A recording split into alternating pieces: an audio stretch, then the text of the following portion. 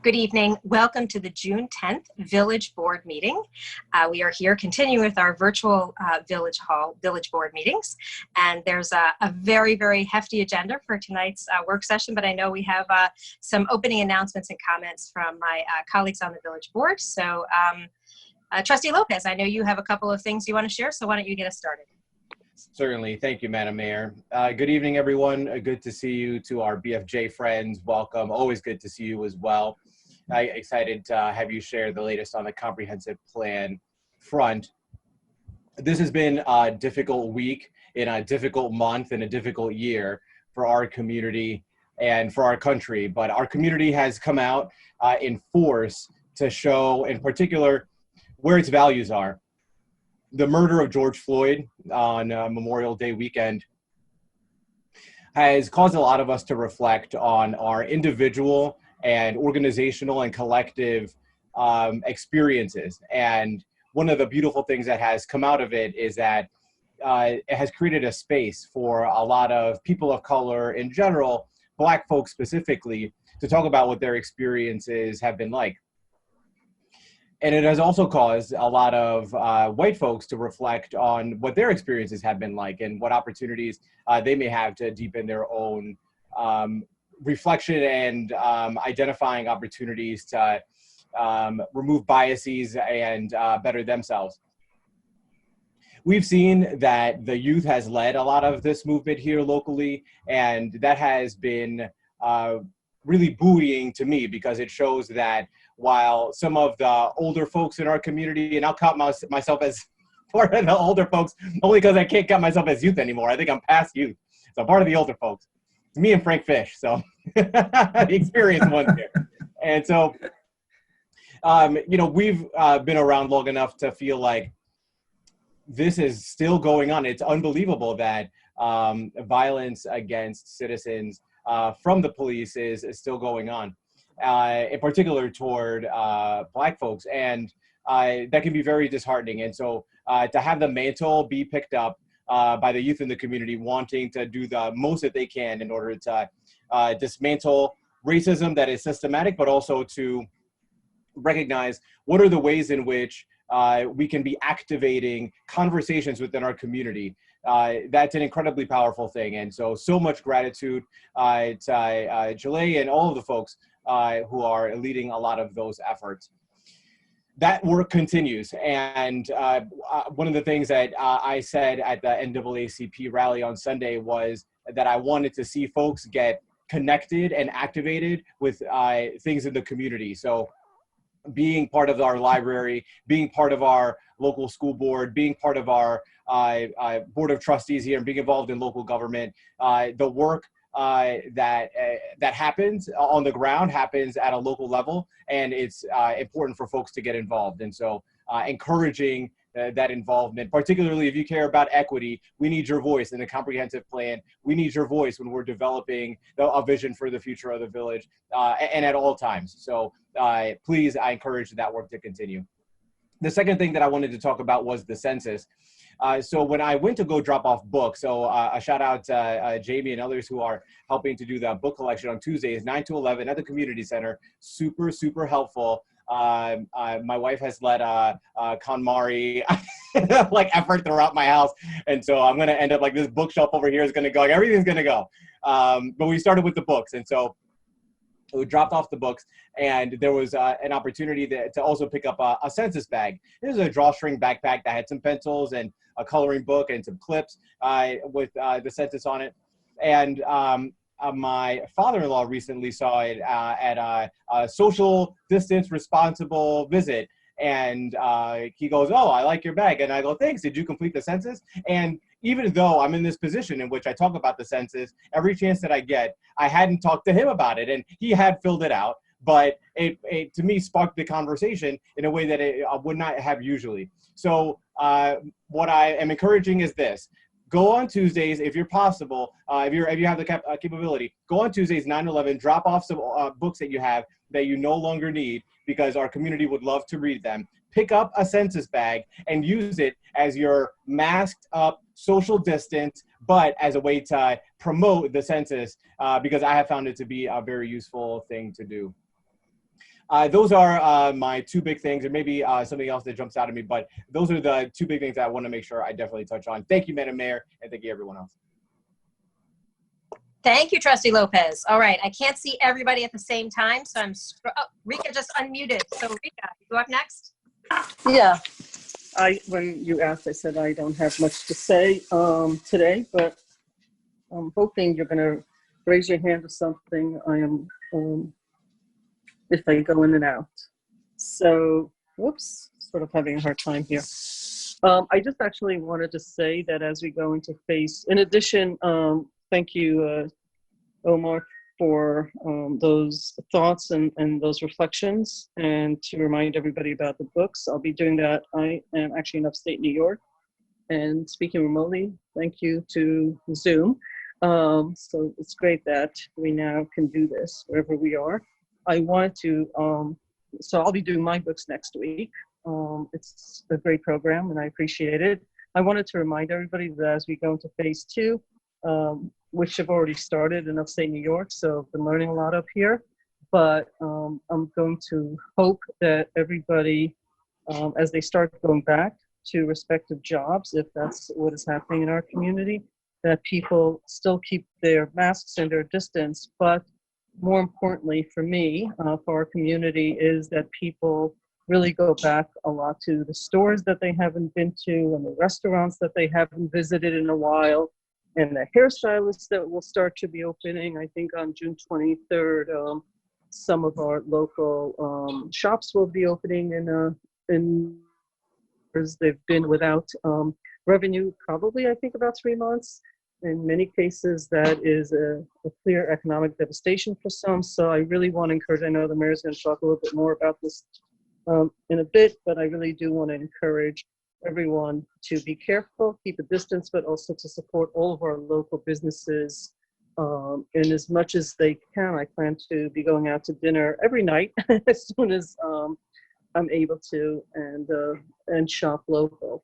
And that's it for me. I think a lot of the other comments made by Omar and a lot of the other rallies that we've all seen and participated in one way or another has been time for reflection.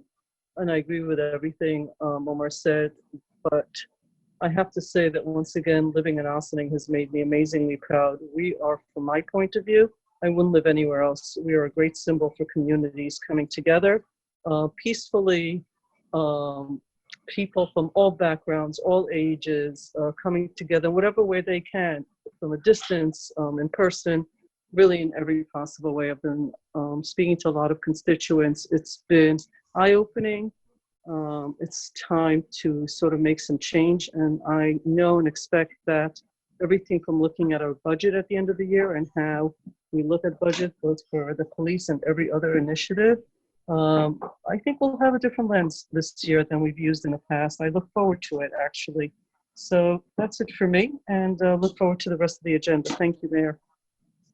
Thank you. We heard you just loud and clear. You're doing, it's working well tonight, Rika. Thank you. So, any of my other colleagues on the village board like to make any comments or announcements tonight? Trying to see everybody at the same time. Not turning off your mic, Bob, and Manny is off screen right now. So I guess it's my turn. There are so many things going on, and I will try to keep my comments relatively brief because, as I said, we do have a very heavy agenda, but there's so much, so many important and some exciting things going on that I wanted to update folks on. Thank you, as always, Trustee Lopez, for reminding folks about the census. And I didn't check the latest numbers. I know we're getting close to the 60% response rate. Yes, okay, we haven't passed it yet, right? Okay, we're very, very close.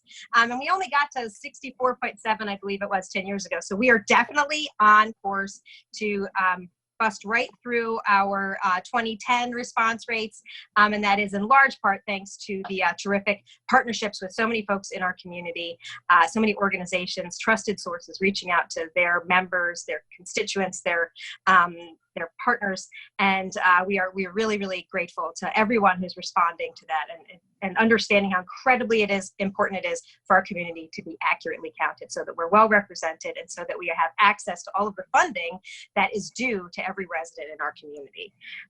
So last night, thank you so much to the community members who participated and to our panelists. In fact, I just want to say generally, it's been great to see so many people engaged in all of the gatherings, the marches, the protests, the rallies that have been happening in our community, as well as you're reaching out to us. You're reaching out to us by email and by social media. And if I have not gotten back to you on an email yet, we will be.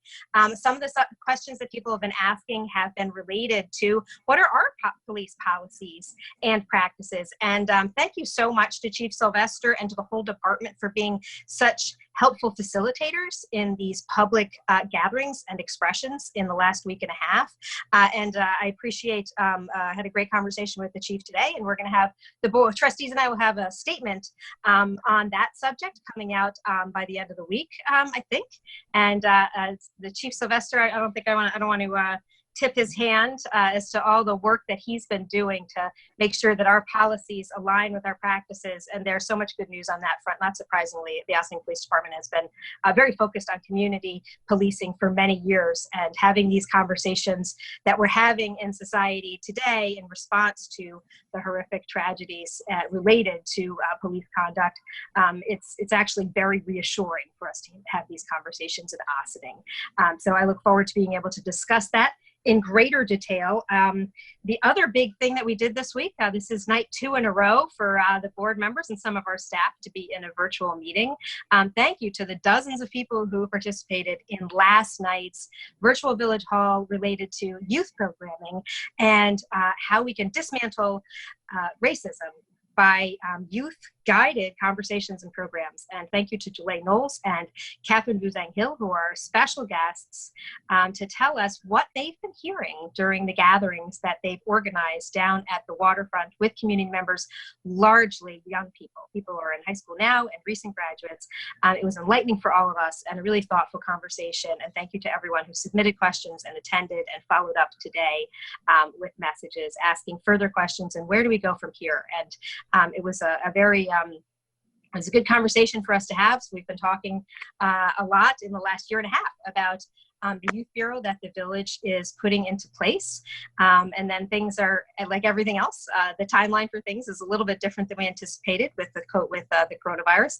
But we have this terrific opportunity to start getting programming underway thanks to a youth leadership grant that was gotten for the whole community. A number of organizations like the village and the school and the police department are going to be accessing funds from a grant gotten for us by the Open Door. Thank you so much to Alice Joslow for bringing that funding to Ossining so that there can be youth leadership programming this summer during this very unusual time when it is more important than ever for us to be engaging our youth in positive opportunities. And the conversations we've been having recently that have been largely guided by the young people in our community are now informing what that programming can look like. So thanks to everyone who was an active part of that last night and has been part of this conversation in a variety of ways for the last few weeks. We look forward to continuing to strengthen that communication. Then I guess the big news of the day, as Trustee Levin was mentioning, is that we are now in phase 2 in the Mid-Hudson region. And specifically, it was less than a week ago, I believe, or just a week ago, I think this afternoon, last Wednesday afternoon, the governor changed the plan and added and expanded what would be included in phase 2 to include outdoor dining. So special thanks to the whole team of staff in the village and all of our local businesses that are looking for creative ways to have outdoor seating available for people to be dining. And sometimes this looks very different than sidewalk cafes or outdoor seating that we've had in the past. And New York State has really opened the door for streamlining the process and making use of public land in a way that we wouldn't normally. So I encourage you to take a moment and look carefully at some new setups that you might see in front of businesses where pedestrian walkways might be diverted into where normally you would be parking. You might be sitting out in a park. You might be sitting at a table that's a little bit around the corner from where you would normally be sitting. And thank you to to everyone who has tried to work together to figure out creative opportunities to have this expanded seating while having the social distancing in place. And thank you to New York State for, even though the rules are literally changing every day as far as exactly what is available, we're grateful that they're generally now changing to try and incorporate more opportunities for businesses to be able to get back into a financially more secure position than they've been in with the outdoor dining. And now with the stores that have not even been able.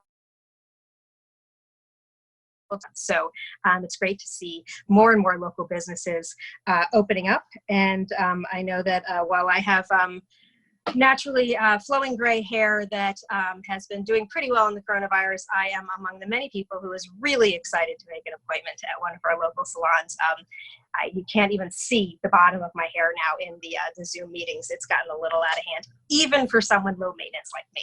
So I'm very excited to have all of these businesses back up and running in some way, shape, or form. And tomorrow, I'm very pleased, County Executive Latimer has invited me, and he's been going through this sort of cycling through mayors and supervisors to join him in his afternoon press conferences to give a little update on how things are going in the various municipalities. And I'm excited to be able to report so many great things happening here in Ossining. He specifically asked that I speak about what's happening in phase 2, and we have a lot of good news. So thank you to everybody who's moving that forward in a way that's supportive of local businesses and supportive of our community, getting out in the world as safely as we possibly can with all these many social distancing guidelines.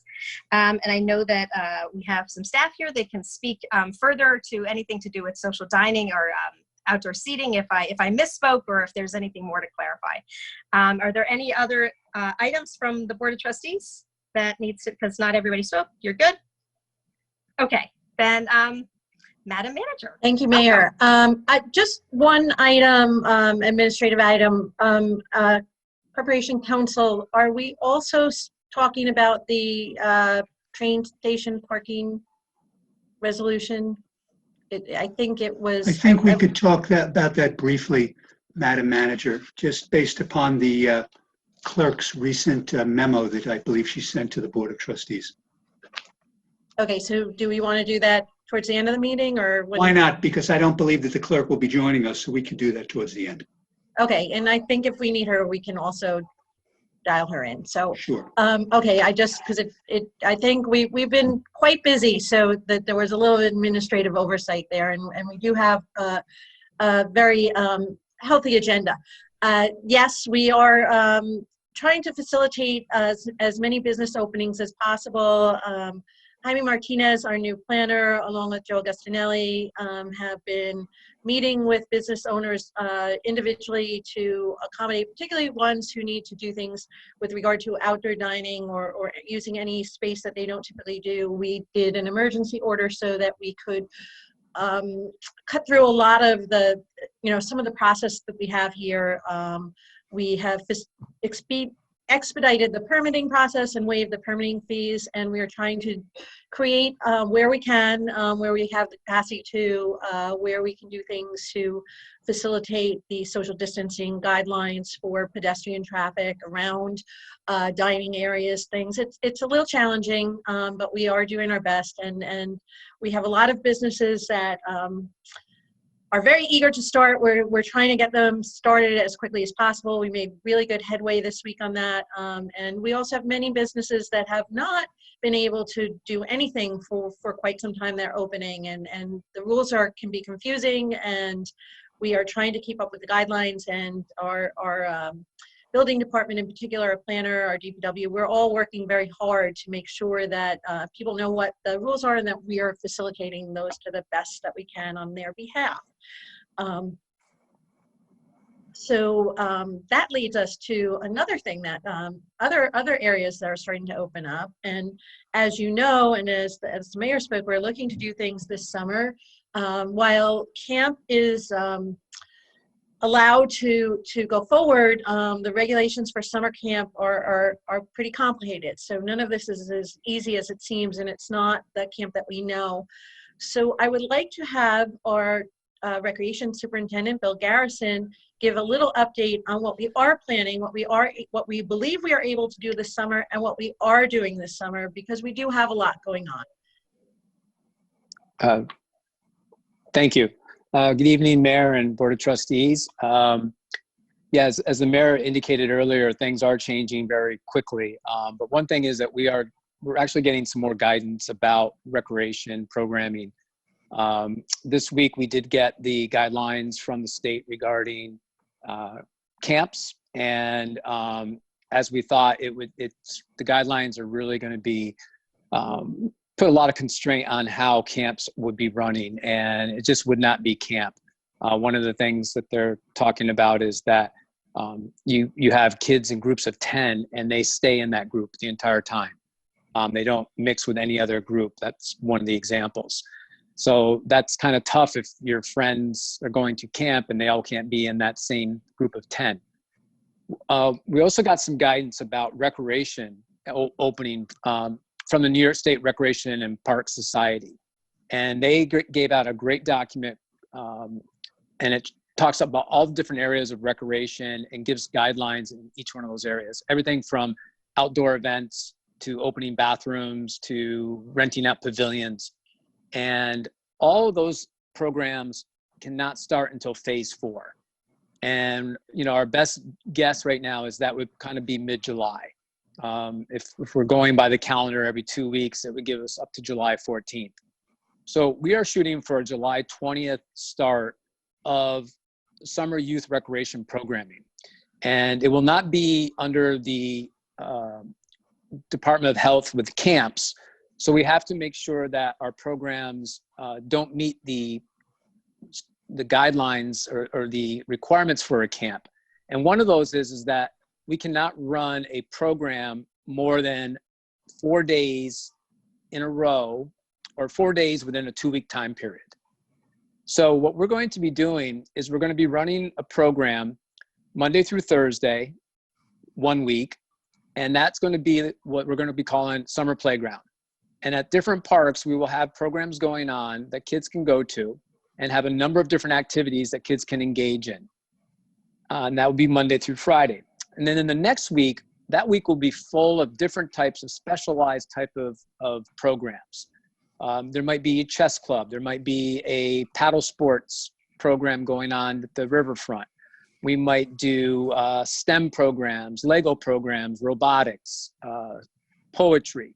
And kids would be able to sign up for those programs as well. And additionally, we may even be able to get some of our special events up and going.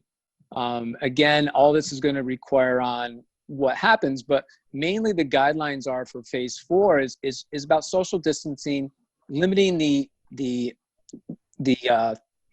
common items that people would be touching, and doing routine sterilization and disinfection of objects. So we're feeling a lot better than we did a week ago about the summer of 2020 now that we've got these guidelines. So we're looking forward to getting things going. Our plan is to finalize all this and start getting it out next week to people so they can take a look at it and they can make the decision if they want to sign their children up for these programs. That's an unknown. We don't know. We've heard both sides of the story. We've heard that there's people and parents are saying, nope, I've got my plans already. I'm not sending my kid to camp. And then we have others that, like, my kid is dying to go to camp and can't wait. So we'll have to see what registration looks like for these programs. Any questions regarding the summer rec program? I have some. Thank you, Bill. This has got to be super challenging because road uncharted, right? Changing every day. So this is, I think, good news for some people who this fits. A couple of questions. The pool. What's happening with the pool? Right now, we don't have any guidance regarding the pool. We know that Westchester County announced that they're opening their county pools. And I know that municipalities who have outdoor pools, many of them are planning to open. Others have made the decision to keep them closed. I think that was based really on financial reasons. It was just too expensive to open up for a shortened season. I think our plan would be we have to get the okay for it to be open, and then we have to come up with the guidelines that are out there now regarding pools. One is that, maintaining social distancing, again, having routine cleaning, a lot of signage, encouraging people to practice the safe guidelines. So I think when we can open, we will open. It won't be, again, like it was for a while. There'll probably be less people involved, but I think there's things that we can do. Okay. It would just seem to me that you can probably only have a maximum of 5 to 6 people in the pool at any time, because you have to swim in lanes. And even though the water is safe, passing Right. people becomes, getting out of the pool. So I would just be interested as you move forward with that. So that's one thing. Sure. The other thing is the registration. So you're thinking maybe middle of July, probably running the camp fit sounds like about 6 weeks. Is there age groups in this, and is there a pricing that you've looked at for registration, or you're still working on it? We're still working on that. We would have registration. The programs would be by age, and our goal is to offer a variety of programs for all the ages that we serve through the camp, which is pre-K right up through age of 14. So we are looking at that. We're trying to figure out a price that would be comparable to what people would have paid if they would have gone to camp. The specialty type of programs, they tend to run a little bit more because we are paying, contracting with instructors a lot of times to come in to do the specialized, for example, robotics program. So we have to cover those costs. So sometimes they go a little higher. Okay. And how is the community center fitting in all this? Is it able to be reopened at half speed, at full speed? It's still being looked at? So the guidelines that we got from the New York State Rec and Park Society talked about rec centers. And again, that looked like they could open in phase 4. Okay. So we'd have to, we're gonna have to figure out, there's the things of, how the flow of the building goes. Are we gonna be monitoring people when they come into the building with health checks and temperature checks? So those are things that we need to figure out. But again, I think, a month ago, if we were talking about this, I would have said that probably none of this was going to be possible, but Right. It seems like it could be possible. Okay. No, I'm excited. I think there are a lot of working parents, even if they're working from home, and I think that many people will continue to work from home in the summer, but it's very hard to get your full day's work in when you're also doing childcare at the same time. So I think this would be a great respite for many of our families. I'm excited. I just know it's a huge challenge in how to get all this off the ground and how to do this while the parks are being used beyond camps and community center and all that. So this is great. I mean, I think it's great news. I hope others do. It'll be interesting to see how many people take advantage of it and how that all works out. So thank you for really working so hard on this. I appreciate it. Thank you. I just have a couple questions. The spray park, where does that fall into this, or does it at all? And are we still moving forward with what we want to do with the pool as far as repairs? Right. So for the spray park down at Lewis Angle, that can open up again in phase 4 as well. And what we're going to do is we're looking to have an attendant that would be there during the open hours, so that we can help enforce some of these social distancing and rules that we put into place. Regarding the pool repairs, for the spray pad, we do have, I gave to Mr. Warren a proposal that we have from who's on a New York State contract. So we're hoping that we can go with that and get that up and going. And regarding the pool repairs itself, we had reached out to the county health department and got some guidance from them. So now we're seeking some engineers to help us with the specs because of the health department requirements with that. So I'm working with the engineers right now to provide us a proposal for that. One of the things that I did learn in talking to the engineers and to some of the construction companies is that the the replastering workers and companies, they are booked solid right now. That because of they weren't working during the COVID, and a lot of them were involved in projects to try to get pools up and going for this summer. Now that they are back to work, they're on those projects. So it's going to be a while once we get this up and going, but you know, we are on the road of getting that completed. Okay. The one last thing, with these programs that you're going to be putting together for the camps, are we in the process of hiring part-timers, the kids and stuff? You know, what are we doing with that? Right. So we're going to be utilizing the full-time rec staff. The motto is that at each one of these locations, there would be the full-time rec staff who would kind of be the director, if you will. And then we would be hiring people to be working at each one of those locations. We want to bring back the people, the lifeguards and our after-school part-time staff to fill those positions because they have not been working. But if the pool does open, then we don't have enough, then we would seek other people like we would with the camp counselors to hire as a seasonal worker to help out with these programs. Okay, thank you. Sure. Thanks, Bill. I realize this isn't exactly camp, and it's certainly not like camp we've ever known. And it sounds like there's a legal delineation between what is camp and what is summer rec programming. And thank you so much for figuring that out and coming up with some creative ways for us to operate these types of opportunities for folks in the community. We're able to provide really terrific high quality programming in our beautiful parks at a rate that is much more affordable than so many of the private programs out there. And so many families have depended on that for years, mine included. I don't know what's going to look like for my family. So I'm personally eagerly listening to what these opportunities are going to be starting in late July. And it sounds like one of the benefits to this that we don't have when we normally just sign up for the full 6-week program is that you're signing up in chunks. So maybe you want to make sure that your child has an opportunity to, you were saying chess or paddle sports or whatever, to have some sort of specific programming that you know, could just be for the 4 days at a time. And then maybe they do that in late July and maybe nothing in earlier in August and let somebody else have an opportunity. I assume there's going to be many fewer slots available for these programs than Correct. we have in our usual camp to be able to do the social distancing and to do all of this very different approach. So thanks so much for figuring out how to do something. I am curious, you said something about events in phase 4 and I'm barely understanding all the rules on phase 2, so I don't even know what the details are. What is the difference between phase 4 and normal, and what would an event look like in phase 4?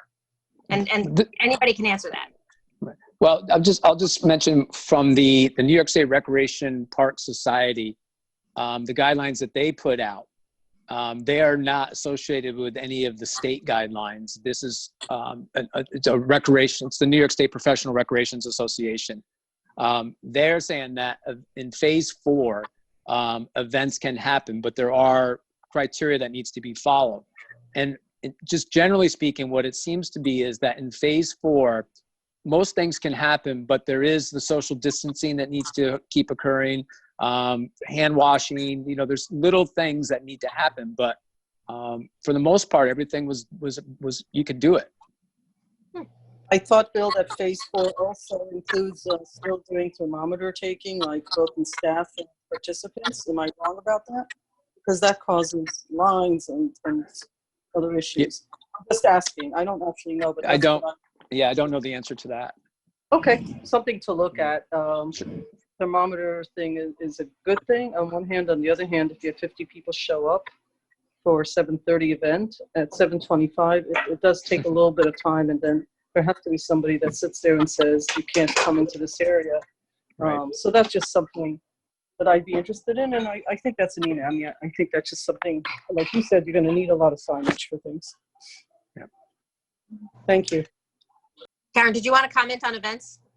No, I think the only thing that I would add is that what we found in phase 2 is that some of the guidance is coming either simultaneously with the introduction of phases or even subsequent to the introduction of phases. So it's a little bit challenging. So it may be maybe what's being planned. We want to be optimistic, but somewhat cautious too, because things are subject to change at literally a moment's notice. But directionally, like, we are anticipating all these things, and I think that we'll be in relatively good shape, barring any other unforeseen circumstances. Which we now understand is exactly how everything happens. Everything seems to be unforeseen and unpredictable. Well, pretty much. Yeah. Right now, anyway, that's what it feels like. And I know that Trustee Lopez has a question, and before I throw it to him, I just wanted to clarify my understanding, see if I'm making sense of this correctly. The plan is, we just finished phase 1. That took 2 weeks. Phase 2 should take 2 weeks. Phase 3 should take 2 weeks. Phase 4 just lasts indefinitely. We haven't gotten that far.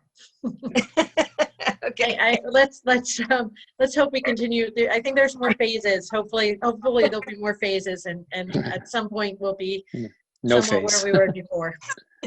Okay. Trustee Lopez, did you have something about camp, recreation programming, anything along those lines? Yes. So first, thank you, Bill, for giving us the update. Where is the best place if I wanted to direct folks to get the latest information on camps, day programs, things like that? Where should I be pointing them? To the village website, and so the villageofosney.org, and then clicking on the Recreation and Parks page. Perfect. Thank you.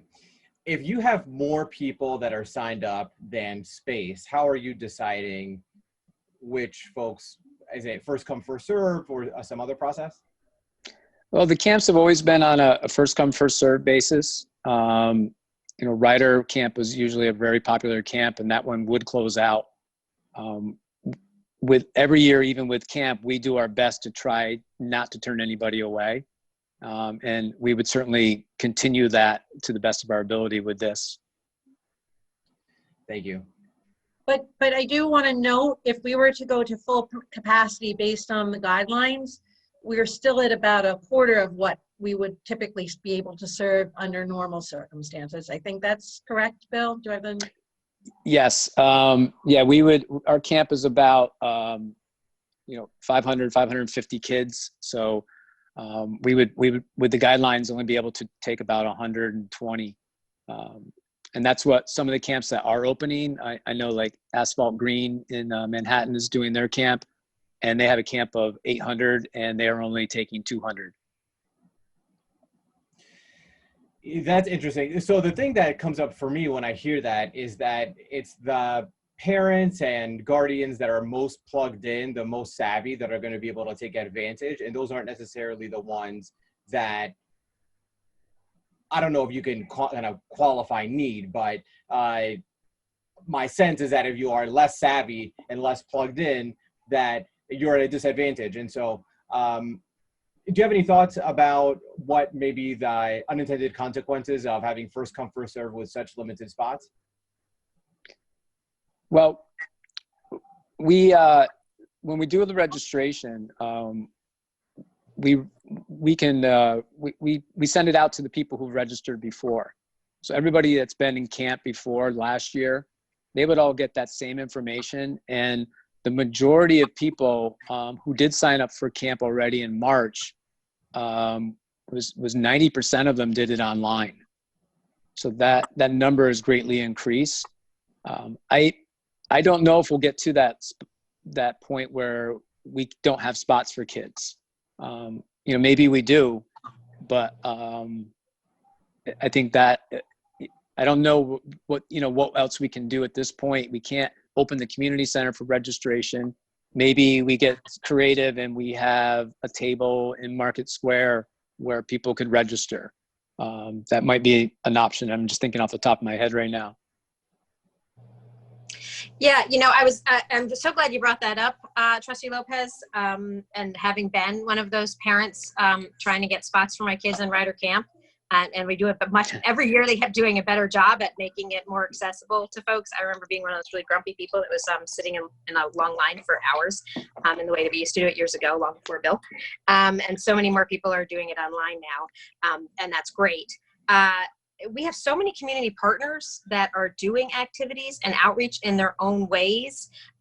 It seems like when we have a date certain of some programs that are going to become available, maybe we can share that information with our community partners and ask them to share it with the folks that they provide services for. And maybe we can create, a flyer to go and grab and go groceries at the mobile food pantries spots, just when we have the information, and one day everybody gets in their grocery, just like we did with the census information about summer camp programming. I have to be careful. Summer recreation program. It's not camp. It's not camp, right? So, and which also means that 25% of regular capacity is sort of irrelevant to what we're doing, right? It's just what can we gear up to be able to do, staff, provide the appropriate amount of space and social distancing for, right? Right. Okay. But I'm glad you mentioned that, Trustee Lopez, getting the word out to folks. We do work with our community partners during the regular year, during the school year for the after-school program too. We are coordinating with community partners in the school district now about what different organizations are doing during the summer, because we do have an absence of programming that typically fills a void for education, recreation, and childcare. So we're hopeful that through that too, we're able to cast a wider net and make sure that we get the word out. We do have generous people who provide, help us with scholarships and things like that too. So hopefully we'll be able to continue that even more successfully now when the challenges are that much greater. Great. All right, any last questions for Bill? Or Bill, do you have other things to update us on? Just quickly on the summer youth leadership program. This is another, and Karen spoke about this earlier, but we are, that's set to start work going on July 20th as well. We have a candidate in mind that we want to bring on to lead that program, and someone who's got a lot of experience working with youth and doing youth development type of stuff. And the goal of that program is to start working with a group of kids who we can start helping them build skills to have a voice, so that they can make changes, positive changes in their own personal lives and in their communities and their schools. So we're excited about that program as well. We're setting it up for 30 kids right now, and a middle school group and a high school group. And so we're going to get that underway very quickly and start recruiting kids for that program as well. And then lastly, just the Youth Bureau. We're on track for that. We are going to, on June 29th, have a community stakeholders meeting where we're going to discuss the Youth Bureau and get some input about how the Youth Bureau can be a benefit to the kids in Ossining from their point of view, which I think is extremely important. But we also, we have to move forward with the passing of the local law. So, when the board feels comfortable having that public hearing, I want to just make sure that that gets put on the list, because we want to make sure that happens, so that we can get the Youth Bureau up and going as soon as we can. So, Bill, I just want to make something clear, because the words are so similar. There is youth programming for the summer. You said you have a candidate for that. And then you said Youth Bureau. So you don't have candidates for the Youth Bureau, correct? Because my understanding was that there is there is a whole interviewing process. People Yes, show. that is correct. Right. We cannot do anything with the Youth Bureau until the Board of Trustees passes the local law to create the Youth Bureau and Youth Board. Once we have that, then we can work with Westchester County Civil Service to get approval for those positions. Once they give us approval, then we will post the job and go through the process of recruitment, interviewing. And we will let everybody in the community, as I think the village manager so succinctly put it, there will be an interviewing process. It will be very public, so that as many candidates that want to participate in the interview and show interest will be looked at as right. appropriate, Yeah. correct? Yeah, Okay. the the job description will be vetted through the county, and the criteria for the job, for the candidates will be vetted by the county. Yes, it will be posted and open to anybody who qualifies. Thank you.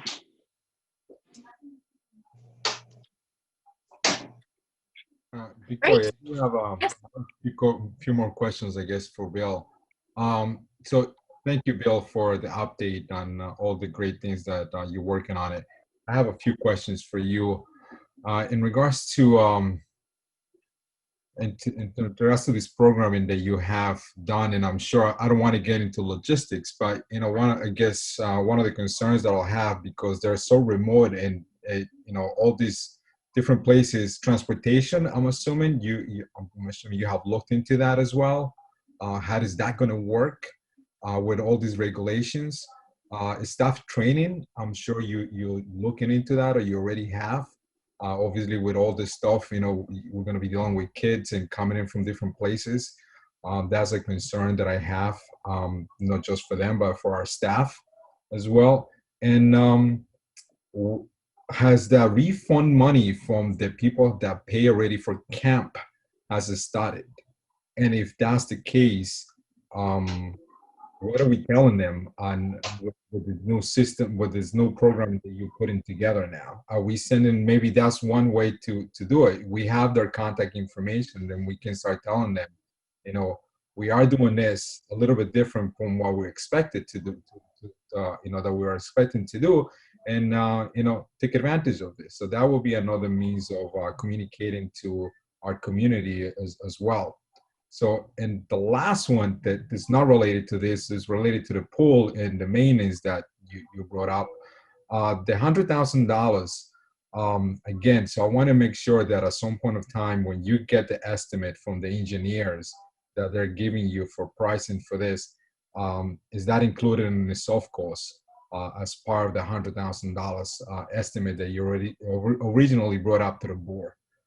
So you don't have to answer those questions if you don't feel comfortable, but you know, those are some of the questions that I have and some of the concerns that I have. Right.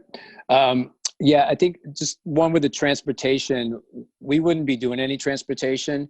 The only transportation that we did during summer camp was transporting kids from the camps to the community center for after camp. So we won't be doing that. We won't be offering an after camp program. Regarding the staff training, yeah, absolutely. We're gonna have to provide some training for everybody, and there are some guidelines and protocols that are out there to help us with that. The refunds, they have been started, and they're working on that daily. And certainly we will be reaching out to everybody who did sign up for camp and giving them, showing them what we are offering and what they can sign up for then. Regarding the pool and the cost there was, I believe it was $165,000 budgeted for the pool and for the spray pad.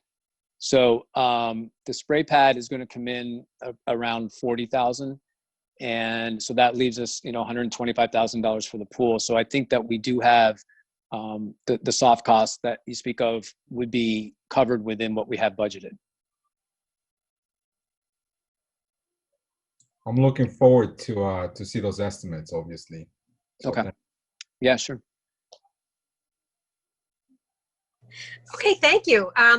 Bill, is there anything else on your long list of activities that you wanted to update us on this evening? No, I think that'll be it for me this evening. Okay. Is there any other questions or final comments from the board or from Karen that Bill needs to hear about before we move on to the rest of our hefty agenda for the evening? All right, then Bill, thank you so much for your flexibility and for your creativity, and I'm very excited to see everything that's going to start happening on July 20th, and to being able to support your efforts to get the word out to people in the community. And I think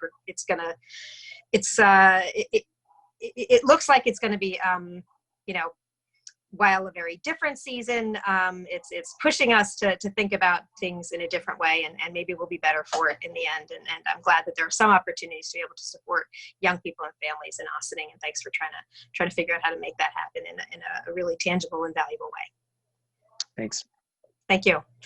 Madam Manager, next up, Yes. we have a lot of guests for our next one, right? We do have a lot of guests. So next up, we're going to be getting an update from our comprehensive planning consultants, our friends at BFJ.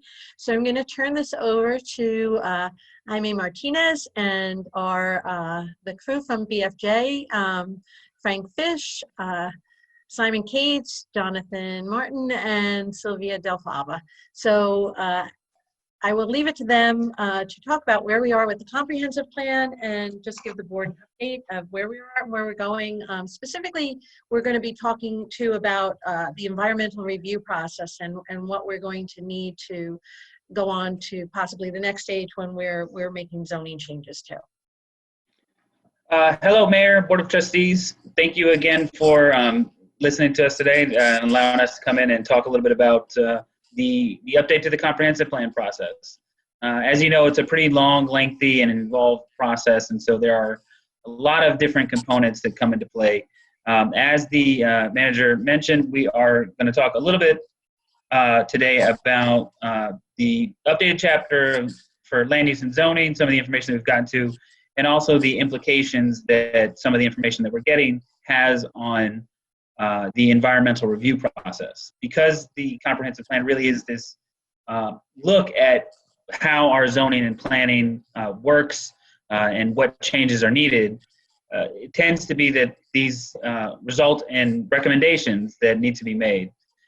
Those recommendations, because they could have a impact on the environment, must be looked at for environmental impacts through the SEQA process. So today's presentation by Simon Cates and Frank Fish, as well as Sylvia Del Fava, will kind of go into the details about that entire process. So with that, I'm going to hand it off to Simon Cates. Great. Thank you, Jaime. Thank you, Karen. Thank you to the Mayor and Board of Trustees. I'm going to share my screen now. Jamie, I think I may need you to... Hold on one sec. I'm getting it up. to do that, yeah. And we have a very brief presentation. We're going to try to keep it short, and once we're done, we're happy to stick around and answer as many questions as you have. But we're going to try to be brief on our end, out of respect for the rest of the agenda. Okay, just one moment. Okay, and Frank, do you want to kick it off, or do you want me to get started here? Is Frank on? Frank, you're muted.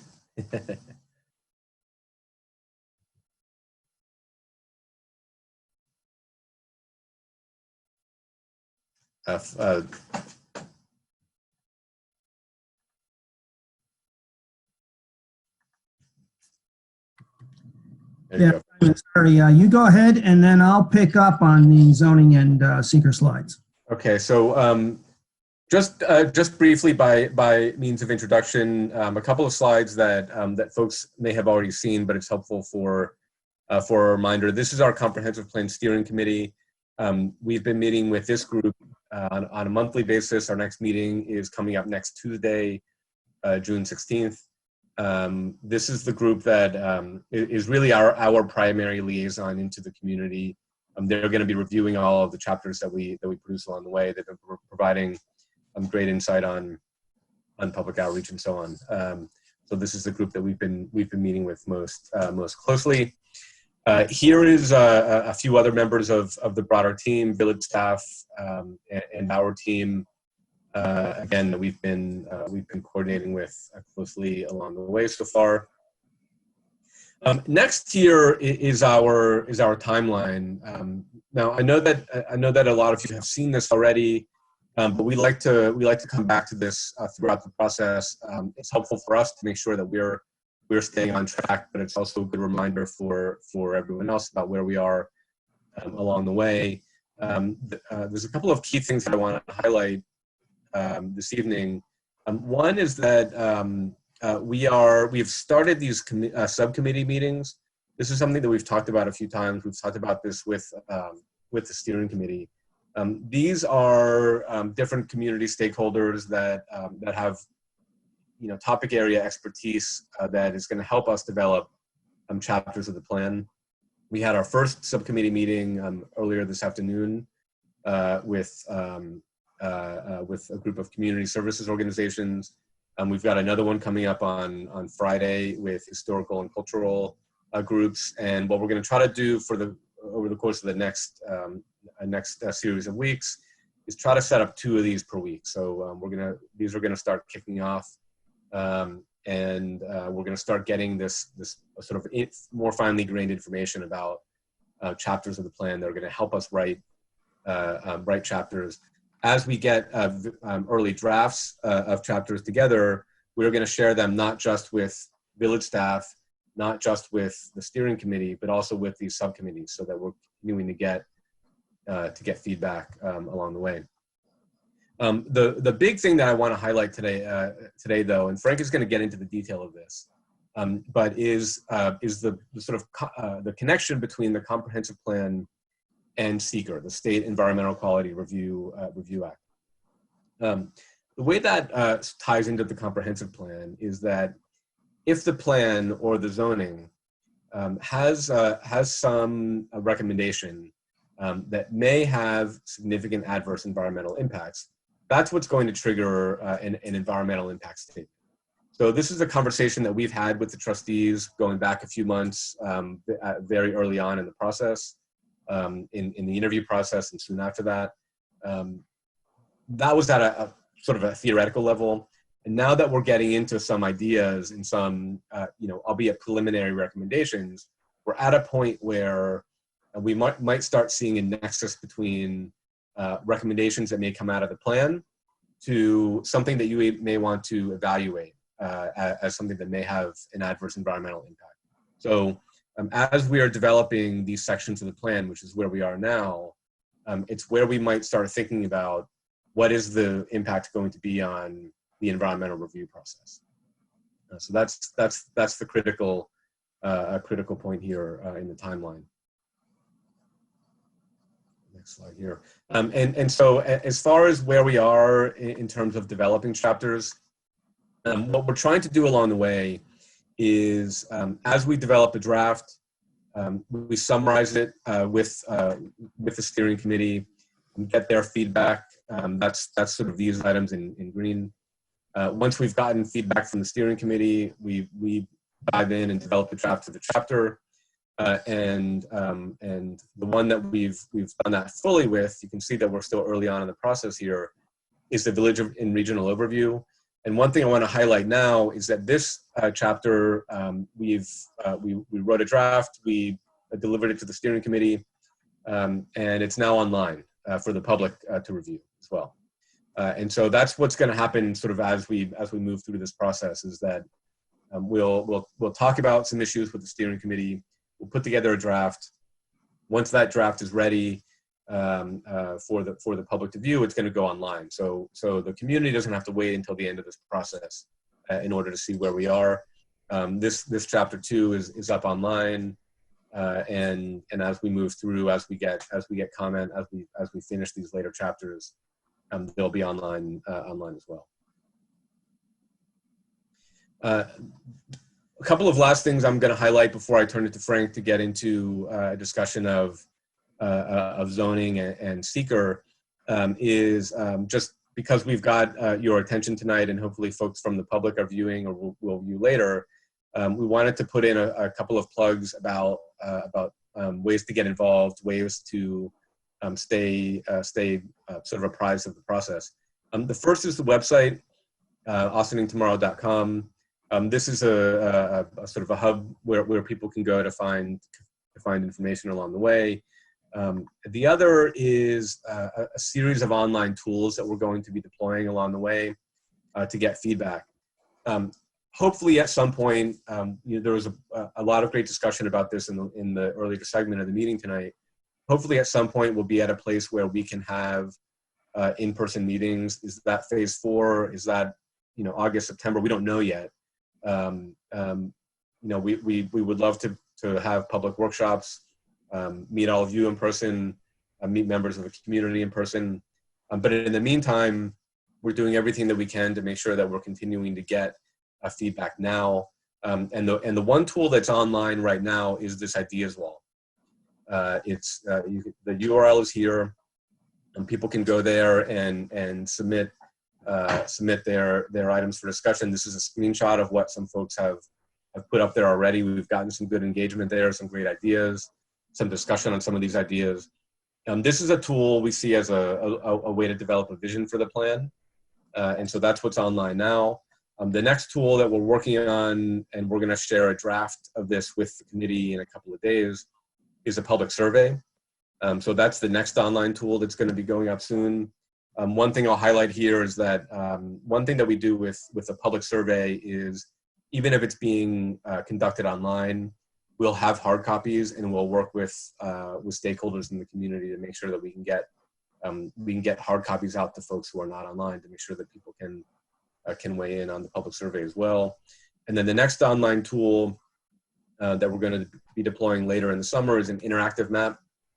We see this as a way to dig into issues and opportunities that relate to each of the individual chapters of the plan. So we're getting progressively a little bit more specific about some items that are going to start relating toward issues that need to be improved, or eventually recommendations that can be included in the plan. So that is the background of where we are as far as the timeline and some public outreach tools. And with that, I'm going to turn it to Frank to get into what we're really here to talk with you about tonight, which is basically the relationship between zoning and the comp plan, and how that has implications with regard to the environmental review process. Frank? Thank you, Simon. What we've given the committee now, and we'll be discussing next week with them, is this chapter on land use and zoning. And that's a new chapter in the plan. It's not in the 2009 plan. And we put it in because actually you had all mentioned, and even in our interview ahead of time in your RFP, zoning came out as an important tool that you wanted us to look at. So we have looked at that as chapter 3. I want to give credit here to Jonathan Martin, who's on this call, for heading up the effort on that chapter. Yeah, he went around with a site visit with Karen and with Jaime, and I think we've got a working chapter now.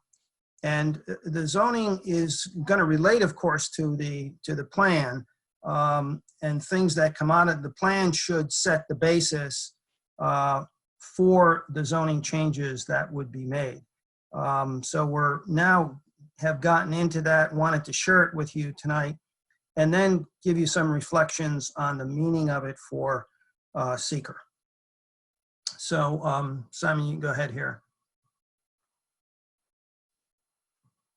There's two, and we've broken this down at the suggestion really of the building inspector and also legal counsel, Stuart, into two categories. One is sort of code maintenance issues. I call them sometimes housekeeping issues. They're very important that the code be internally not contradictory in some of its different sections, the definitions be clear. And really that's going to be taken on partly by both, I think, Jaime, your planner, Jaime Martinez will be involved in that, your legal counsel, and the building inspector. But what we're focusing on in terms of the zoning is what's so far coming out of the comprehensive plan, sort of large issues that might involve map changes and things that have to be predicated on the plan. You can go ahead here, Simon. There's a couple of things here. Simon, do we, yeah, we want to go downtown, right? There's two issues that have come up, and we wanted to highlight them. By the way, this draft will be has gone to the committee and will be coming to you on zoning. So I'm not going to summarize it tonight. I just wanted to pick out from it sort of 2 or 3 salient points so we could talk about seeker with you all, because I know you've got a big agenda, and Karen mentioned to us, let's try to be 15 minutes in our part of the presentation. So 2 things came out downtown was a form-based zoning code, which we've highlighted now, and also a sort of incentive overlay zone. And I think this is something that's been mentioned to us. Actually, the mayor had mentioned the idea of mitigation fees. There had been a discussion of what New Rochelle had done. So we are looking at these 2 things downtown. This overlay idea, the incentive idea, would have potential impacts, and those probably need to be looked at in the seeker process. And then next is the T-zone, or the 2-family zone. And I know this is complicated, and we started getting into the details. I'm just going to highlight a couple, though, that I think you all know. There's the pre-existing nonconformity issue. There's a lot of buildings within this zone, a high percentage, 70% of the parcels, don't conform in one way or the other. Here we picked out the minimum lot size, the parcel size. But in addition, in this zone, we can make some changes that are, I think, relatively simple to make. For instance, the second dot point here, we have a 2-family zone, but 2-family buildings are conditional use. If you have a 2-family zone, usually the first thing you would think of as being, permitted principal use is a 2-family home. So there's some things I think that we could move on fairly quickly. There's an off-street parking issue, which we've discussed at some length with the building inspector and others. Parking's a key issue there, because any expansion of buildings or bringing them up to code sometimes will involve the compliance with parking. So we're looking at that. But there's 2 things, the last 2 here, which if the committee recommends them to you, and if you were to proceed on these ideas, for instance, in the 2-family zone, there's an awful lot of 3 families and some 4. If you allowed them by special permit, so the planning board can actually control them a bit, you could enhance safety issues, but also make life much easier, we think, for a lot of owners living there now, or just potential expansions and just upgrading of property. So it's an idea, but this has seeker implications on density, and density reflects on other issues such as traffic. And then Karen and Jaime Martinez and Jonathan Martin went around and looked at the T-zone in a little bit of a greater detail. There's some select streets which we could see sort of lower density, multifamily housing on, that would allow, for instance, townhomes, which are really attached single-family homes. So sort of a transitional phase between you have 2 multifamily zones in the ordinance now. This might be a transition phase to one. So it's an idea, and those ideas then have impacts. So the next slide, Simon, if you could go to, the New York State, seeker, the New York State Environmental Quality Review, really, we have in our sort of schedule or timeline the idea that we would meet with you relatively soon in the process. So we're far enough into it now where we could at least discuss this tonight, and that is the key to seeker is whether an action may have a significant impact, a significant adverse impact on the environment, as you see there. If you feel, in some communities that we've worked in, feel, hey, they weren't doing anything of the nature of the T-zone or the downtown zone, and they're able to do a negative declaration, make a finding that, nope, there's only beneficial impacts here, and there's not a significant impact. However, many other communities have found, look, we're making some changes, we're gonna map some new zoning, that could have potential impacts. Those impacts could be beneficial in many ways, but they could also have some impacts on things like traffic or the school system. So if they do, if you were to make that determination, it's called the positive declaration. And then the next slide gets us into what that entails. And this is just a slide right out of the DEC, right out of the state manual, sort of right out of the law on seeker. And it just lines up for you seeker. The first thing in it is for us to prepare for you an environmental assessment form.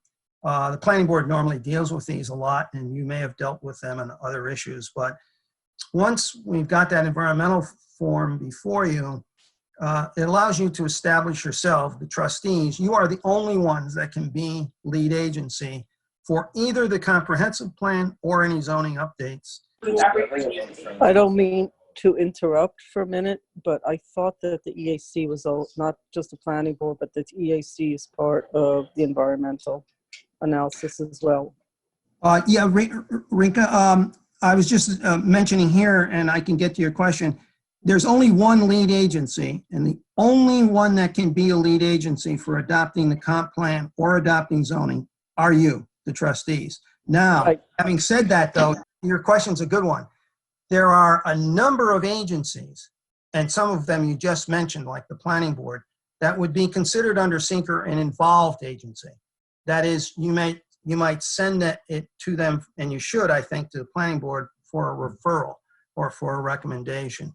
But the lead agency by law is the agency with the most power to approve or fund a project.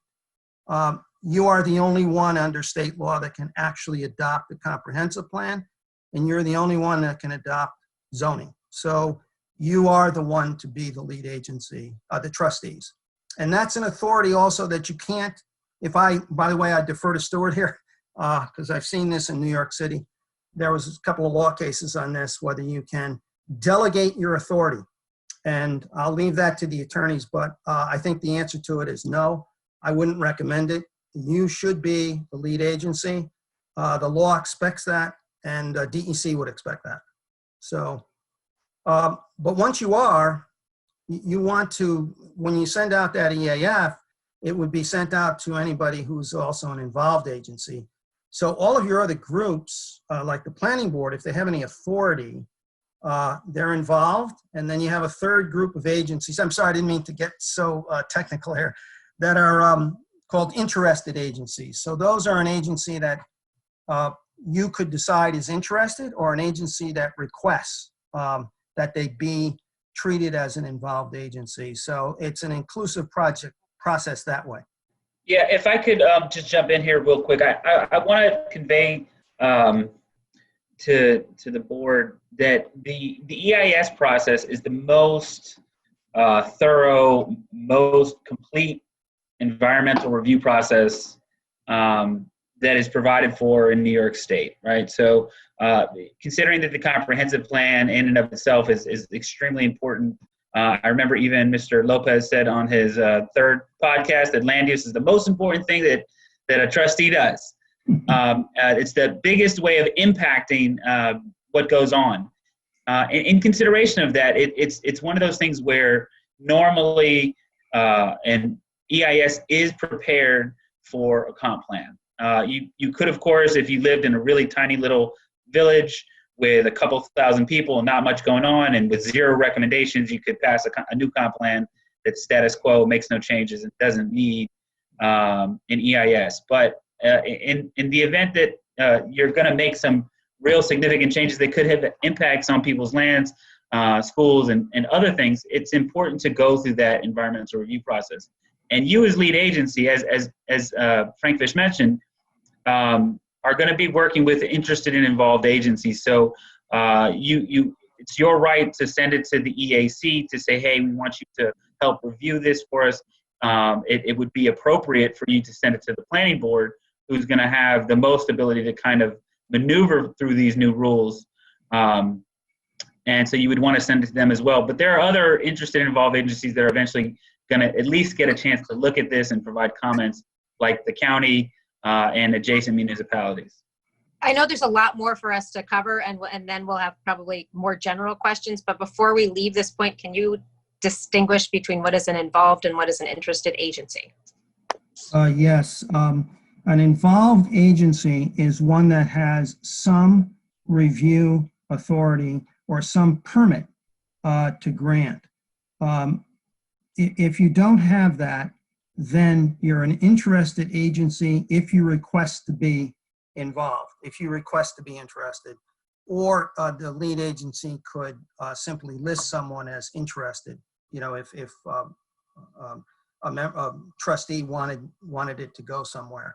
So the interested agency is just that, they're interested, but they don't have any authority. The involved agency is more than, it's someone who does have either a recommendation power or some review power later.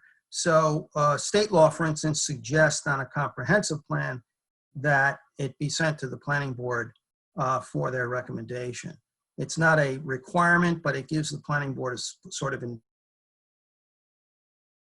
Okay, and I assume we'll have an opportunity to really think deeply about exactly who we want to include as our interested and involved agencies when we get to that point after we establish ourselves as lead agency, correct? Yes, yeah, absolutely. Okay, great, thanks. And that's what, by the way, that's what we wanted to get to tonight, is just that what we hope to do. And I don't think I need to go through all of the details of the whole seeker process, the whole EIS. Actually, Jaime summarized them very well.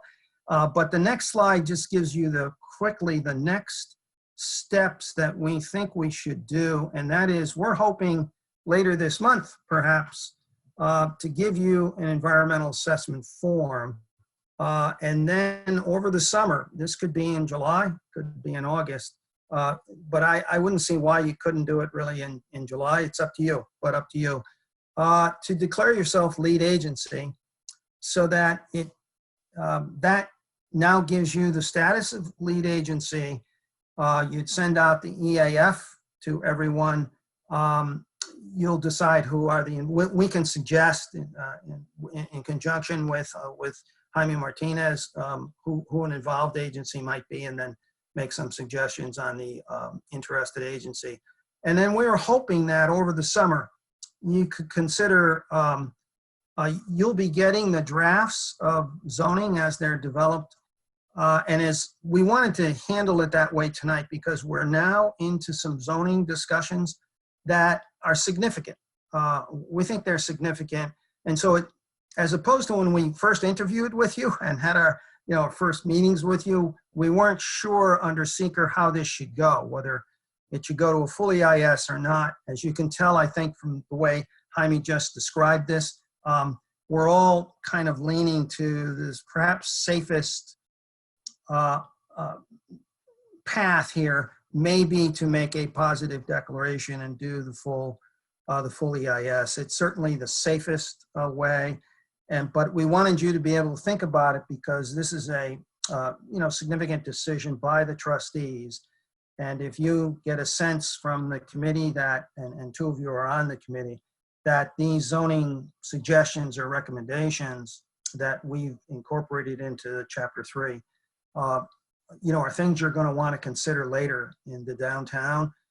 For instance, going to some incentive zoning, perhaps going from 4-story to a 5-story building with incentives, or the ability to get some finances for infrastructure or the school district. If you think those things are going to possibly happen, then I think it's probable that you should do an EIS. So we're hoping you could make that decision, or we could discuss it over the summer, and then you could make the decision so that we can then get on with the full EIS process. So that's it. We wanted to just brief you, where we were in seeker. So we don't want, when we discuss it next time, we didn't want any, we don't want to have any surprises. We want to just, it's going to be your call. Thank you, Frank and Jaime and Simon. There's a lot here, and before we just start, throwing out all of our questions and feedback, and attempts to understand what's next. I'd love to hear from the two trustees who serve on the Comprehensive Plan Steering Committee, Trustees Lopez and Quesada. Do you have anything to add to this, or can you provide us with any reflections or insights to the conversations that you've been having with the steering committee? I can start, and Manny, please pick up. So one of the things that I feel very strongly about that Jaime mentioned is that this is among the most important work that we do as the Board of Trustees.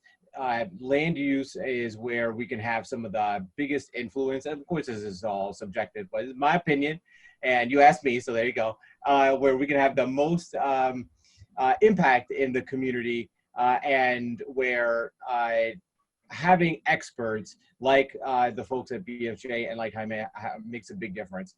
So in having conversations with the Comprehensive Plan Steering Committee, there was widespread agreement on wanting to make the kinds of changes to the zoning in the village that would improve a lot of the long-standing issues we've had, namely with respect to pre-existing non-conforming housing, with improving the ability for folks to improve the housing that they already have. And this is now morphed a little bit into the administrative approval work that we've started in weeks past. But a lot of good work that is coming from this. It is very technical, and as a result, can be tough for people who are just coming into the conversation to be able to have opinions that are very strong. But one of the things that I can say is, having looked at a lot of this, I'm really excited about the opportunity to move toward a place where we can put less of the project by project kind of decision making on the existing structure that we have, make it so that we have a vision for what we want these areas to look like, and then move in that direction, as opposed to the way that it's currently structured, where it's much more focused on the kind of inputs and assuring that things are kind of by the letter, but not necessarily as part of a larger vision of, is it meeting the needs that we currently have? So a lot of gratitude, particularly to Jaime, that helped to educate me in terms of what kind of zoning changes that we're making here, what kind of impact they can have. And so any questions that folks in the community have in terms of this, BFJ is a great resource, but Jaime in particular, I want to point to as someone that in very clear terms has been able to explain why it is that we're seeking to make these changes and what the impacts are. Thanks, Omar. Correct. You know, it's in early today, I still haven't finished watching the zoning board meeting from last night. I still have about an hour left. It was about 3 hours long for the ones that wants to watch the meeting from last night. In particular was, you know, this property that rings the bell. It was one project, two project process kind of stuff. And probably Jaime, you know which one I'm referring to. I'm not going to bring that up, but it's interesting to see that, you know, the process of a non-conforming lot and what does that mean, and how can we improve for, you know, for 1 and 2 family residential zones, you know, what does that mean for that, you know, in a T zone or in a single family zone. You know, definitely I have some concerns in some of the topics that, you know, the 2 last points that it was brought up by Frank. I think we need to create a balance. This is the village of Ossining. We definitely want to create a safe housing, but we need to be mindful that at the end of the day, we need to create a balance on all ends. You know, the taxpayers, the schools. You know, so I think that's a conversation that we're going to have. I don't want to get too much into the details, but, you know, we're definitely going to have deep conversations next week, next Tuesday, with the steering committee, and we're going to, you know, come up with a solution in regards to that. So, you know, that's you know, I'm definitely interested in, you know, obviously is the decision of the board. At some point, that will be a positive declaration, because I think it's needed. There's a lot of things that we should be looking into improve in regards to the zoning. So, you know, we'll definitely keep keep you guys informed in what the next steps, what the steering committee comes up with next week, and go from there. So.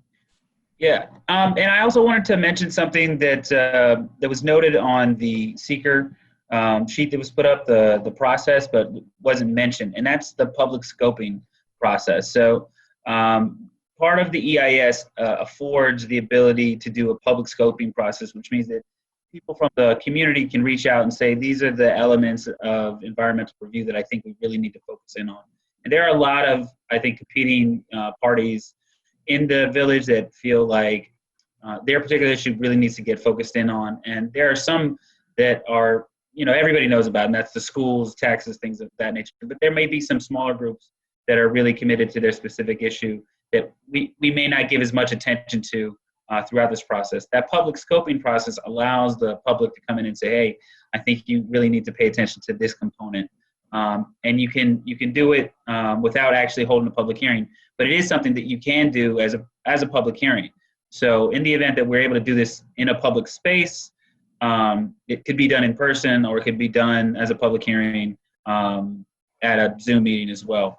But that's one of those ways I think that you can really engage the community in helping to develop what's going to be looked at throughout this EIS process. Because again, it's really comprehensive, the EIS, but there may be questions we don't think about. And this is the opportunity for the community to come in and say, hey, can you look at this little piece? So I think that's a key part.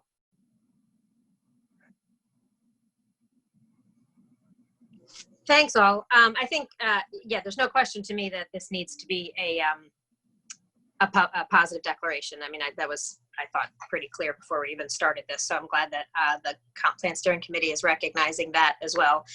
We're going through an awful lot of work to say that we're not really going to have an impact on the future of our community. This is a lot of dedication of resources to make the improvements that we've recognized over the last decade. We really need to make some adjustments so that our community can better be better served by our planning and zoning for the next decade or however long this is in effect. I have a relatively short list of items, but I wanted to make sure that Rika, you asked one question, but I know you have a list of other things that you want to ask. And Bob Fritchie, we haven't gotten to hear from you yet on this. Anybody, any questions or comments you want to bring to us at this point? I'm still in the process of taking notes and learning the whole process because this is my first comp plan to go through. So, but when I have questions, I'm sure I'll speak up. Okay. Okay. All right, Rika, do you have more questions other than how and when we can involve the EAC, which I think I have a pretty clear understanding. I still don't know exactly how we'll come down on what's interested and what's involved and what difference that makes as far as what their opportunity is for feedback and access to information. But I'm not concerned about being able to make that decision once we establish ourselves lead agency. What other issues and questions did you want to bring up, Rika?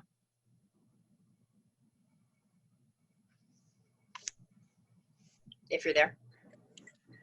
Mayor, I don't see Rika on the screen. She may have dropped off. Okay, great. Well, then I get to do my list. All right.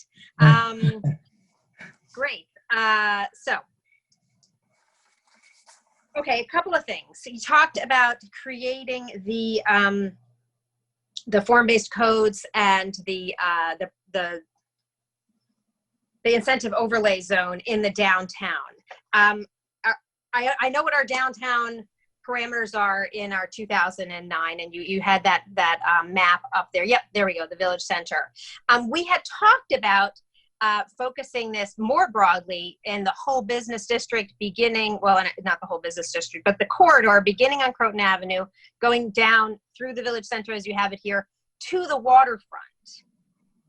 And having that as the area where there would be the potential for like these incentives that we talked about, which might be related to having the form-based codes in place, and what incentives to get people to provide some community benefit funds, either related to schools or related to parking. You were saying 4 stories as of right with a 5th story incentive. I think 3 stories as of right with a 4th story incentive would probably make even more people happy, and maybe not some people even that happy. But I guess that's the type of questions for us to have going forward. I think there's a lot for us to learn about form-based codes. So we've talked about having different trainings and different public sessions that are beyond what we do in this format, and maybe could be the first 60 to 90 minutes of an upcoming comp plan steering committee, where it's really a tutorial. It's as if we had the opportunity to go to some of the really, terrific land use trainings that happen at, PACE and and so many other really great resources in the Hudson Valley. But to do it just on a topic that is going to be so critically important for us to be considering in moving forward with the changes to the comp plan, but is pretty complex, and is for all of us on the board, getting a better understanding of what form-based codes mean, the implications of it. I really think that before we can make a well-informed decision, we need some education on that, and I'd love for it to be something in, a Zoom room like this, but beyond what is a regular village board meeting where we have an agenda of other things. I mean, maybe we do it for the first hour just on that subject, and then you move into a regular comp plan steering committee meeting and go through the rest of your agenda, and maybe some of us drop off after that and just come for the big, the issue focused training. But to me, form-based codes would be one of those considerations. And I also would like to, explore what are the pros and cons to focusing the form-based codes area and the incentive overlay zone just on the village center, or doing it in a much more of the business corridor from Croton Avenue down to the waterfront.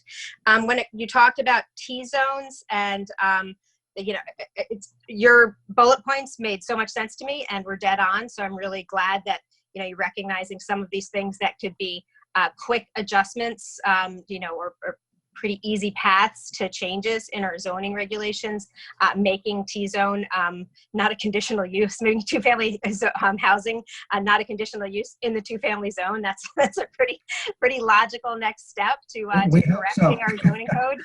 Yeah. The parking gets trickier, but I do think that, when we're talking about these incentives, now this is not necessarily the same as what, although the T-zone could I think, and have some incentives tied into it if we allow for the special permit for a 3 to 4 family, or even for some of the multifamilies where it's appropriate.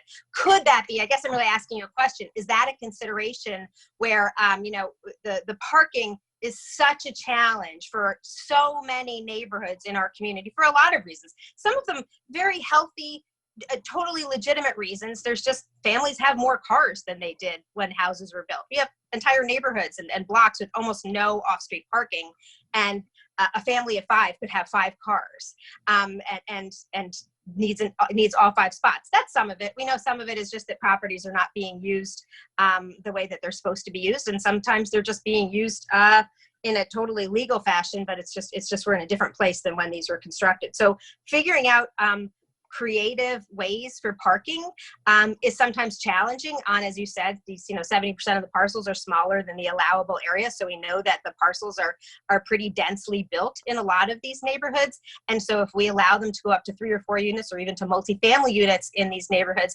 parking is going to be, we're introducing parking challenges. And if there's not an option on the property for the property owner to be able to create off-street parking, it seems to me like this might be an opportunity for us to say, okay, you know what, you're in the T-zone, but you've got a plan that makes sense and is consistent with the block that you're on or the neighborhood that you're on to be able to have a 4-family property, but you don't have the space on your property to be able to have off-street parking at a reasonable enough rate to accommodate the amount of cars that you're going to be introducing into the neighborhood, going from a 2-family to a 4-family or whatever the case might be. Here you can put money into this parking fund that the village will then use to enhance, expand, augment parking that's available off-street, or however we use it for the people that live in their house. Their house are going to have to take advantage of it, and so on. So those are sort of big takeaways that I had for it, and the one thing that I think is a really great opportunity for us to incorporate into our EAF, and then to all of the environmental reviews going forward that we're not really, we haven't really come to an understanding of, because the CAD program, the Climate Adaptive Design Studio, really thoughtful, extensive exercise that we undertook last year. It was fascinating and so interesting and so enlightening, and for me sometimes so disheartening and disturbing to see what's happening in the next 50 years to our waterfront. And if you weren't able to spend a lot of time in person to attend those programs, you probably don't have a very clear understanding of all of the really rich information that was coming from that. And we've heard recently from the organizers of that they're putting together a lookbook. They're putting together the information so that it'll be more digestible and understandable. And I'm looking forward to my colleagues on the board, everybody in the Comp Plan Steering Committee, and the community to be able to understand what some of those recommendations are, and really what our waterfront is going to look like. I thought I had a pretty clear understanding of the impact of climate change on the world. But when I saw the stark impact that it's going to have on Ossinings's waterfront, I was really sometimes depressed and disheartened, and it's going to take a lot of really thoughtful planning for us to make sure that we have a village and a waterfront that sustains us and is an asset to our community for generations going forward. And so I'm eager to get the folks at Cornell and all of the environmental organizations that were partners in that program. I'm eager to get them to get us to a stage where we have that information digestible and viewable for everyone. And I just want to make sure that that happens before we get too far down the road of any environmental review. Thanks, Mayor. Well, we'll be very interested in that book too, as that's put together. And Frank, do you have any feedback or reaction to my suggestion about the overlay zone going from Croton Avenue to the waterfront? And was I making sense in my suggestion of parking, incentivizing people with parking to have the 3 and 4 units or the multifamilies in the T zone, and then having them, if they can't provide adequate on-site parking, paying into a fund? Is that something that can be a community benefits fund that makes sense in that scenario? Yes, it's in fact why we wanted to suggest that any change in density, from 2-family to say 3-family, be a special permit. So that the planning board, it's discretionary, and once it's discretionary, we feel much safer. And then if the applicant cannot, for instance, show easily how they can do parking or how they can convert that structure safely and into a 3-family, then you might have, those would be criteria for the planning board to look at, and a fee that goes into a parking fund, for instance, is something that's legitimate. It's a special permit. They don't have to ask for it. But if they do, then they're asking for something that they're not as of right entitled to. And the public then has a right to ask for that fee that makes sure that the neighborhood is not harmed. Excellent, excellent. That's good news. I'm glad that makes sense and is something to worthy of consideration in how we adapt for the the changing rules about the T zone. Has there been any discussion with the Comp Plan Steering Committee about? And I don't know how in depth your conversations have gone with the overlay incentive zone for the downtown, and has there been any consideration of expanding it? And did you discredit that idea and say, no, let's just do downtown, and these are all the reasons why the mayor's not thinking of? Or is that something that you could think about now? No, and in fact, you've raised this at a perfect moment where we're going to be meeting with the committee. And the next chapter, in fact, we're trying to discuss, we haven't written it, but we're trying to discuss, is the waterfront. So your comments are perfectly taken in terms of timing. In honesty, we focused first on downtown. I think Jonathan's feeling, and I think Jonathan's on the call, he can add on to this, is that you have downtown, you have some very good work that's been done by Steve Tully. And so that design work could be incorporated because it was so focused in those downtown areas. However, on the waterfront, since the last plan, our understanding is there's been quite a bit of new zoning. Zoning's been adopted at the waterfront. So the approach there might still be a form-based, but it might be a little different than downtown. So we haven't addressed the waterfront in any detail yet. In fact, we haven't discussed it with the committee, but we're going to do it at the next committee meeting. So your comments here are perfect to consider. Thanks. And when we talk about the GEIS, are we talking about the GEIS for the entire village, or would it, if we did that big zone from Croton Avenue to the waterfront, would it just be a GEIS of that overlay zone? No, what we'd like to suggest is what we did in Mount Kisco, and that is it's a GEIS for the whole village. Okay. So that we do, because we've got to be able to have it, if you're going to do the EIS, it should be on the plan for the whole village. However, what's clicking it off, or what's the most, the focus of it would probably be on the downtown, the T-zone, anywhere you're making zoning changes in the waterfront. That would probably be the focus of it. In other words, there may be, we're not, we're only into this maybe quarter of the way, so I don't want to predict, but generally in Mount Kisco, what we did is a lot of the neighborhoods, it was clear to us that we were going to really try to preserve them and try to enhance them. And there weren't any significant zoning changes at all. But the EIS covered them all, but the focus of it was downtown around their train station. It was the new form-based zoning we were doing. And that was the focus there was a very special focus in the GEIS. So it was an area-wide, it included the entire village, but it had a focus on where you were making the changes.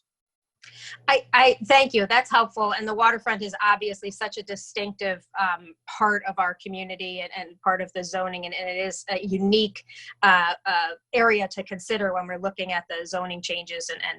And I don't know how much attention has been given to Croton Avenue, and it's different than the uses in downtown. It's different than what the waterfront looks like, but it is also in a time of a lot of transition. There are buildings and properties are being used very differently now than when they were built. I think it's an area that there might be great opportunities for things to be constructed there that are going to work well in that neighborhood. One of the reasons that I'm leaning and kind of pushing for the idea of them to be included in the overlay zone is because I want to have the opportunity for the incentives related to parking, related to density, and maybe density is a different consideration when we're talking about if there's form-based codes up there, then we don't talk about density exactly in the same way if we're just talking about the envelope of the building versus very prescribed Yes. bedroom sizes and such.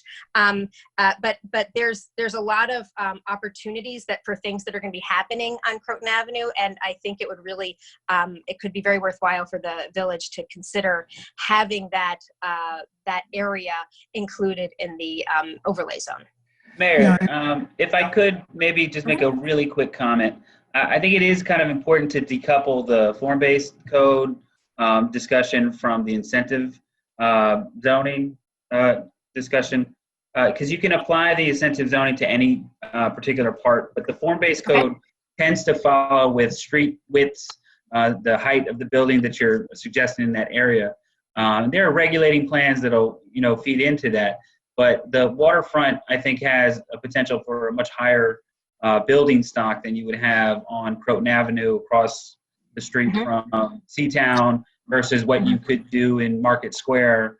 So it's important to understand that while all of those may have incentive zoning, they may not all be appropriate for a form-based code. And even if they are all appropriate, they may not be appropriate for the exact same form-based code. I'm totally with you on the differentiating what makes sense for design elements that would be included in a form-based code on the waterfront versus on Croton Avenue. That's totally makes sense to me. One of the things I like about form-based codes is it forces conversations to be had. Like when I look at the Walgreens down the street from me, right up from Village Hall, that has a giant parking lot in front of it. If that had been, form-based codes had been in place at that time, we could have had a giant parking lot behind it and had a more welcoming pedestrian experience on Croton Avenue. And maybe there's another way to do that. But I also see these buildings that have, that have mixed-use buildings, that are right, like, Caruso's Deli building, which is kind of like the poster child for a lot of things in our community. And what that can be in the future, and how many units it is, and what the interface is with people. I really feel like Croton Avenue is such a densely utilized neighborhood that has so much traffic that's kind of tricky. It also has a lot of pedestrians. What I want to make sure that we have is, yes, the incentives for sure, but understanding if form-based codes make sense there. The reason why I keep saying that is because I really feel like we can do a better job, and we should do a better job with the experience that pedestrians have on Croton Avenue. There's a lot of mix there. There's like single family homes, and then there's multi-family homes, and then there's like get your oil changed all in the same block. So I realize that it's not a simple one size fits all kind of zone. But I guess that's why it comes to mind for me. And I totally understand the concept that what the regulations are, or the design elements are that we want to see at Croton Avenue, can be totally different than on Westerly Road. But I am really excited about the concept of form-based codes, particularly in areas that have a lot of pedestrian interface. I think what you're mentioning, these are all great ideas. And so certainly, it's stuff that we have to look into. The one thing about form-based codes that I think you probably understand, but maybe a lot of other people don't understand, is that in its truest form, it's use neutral.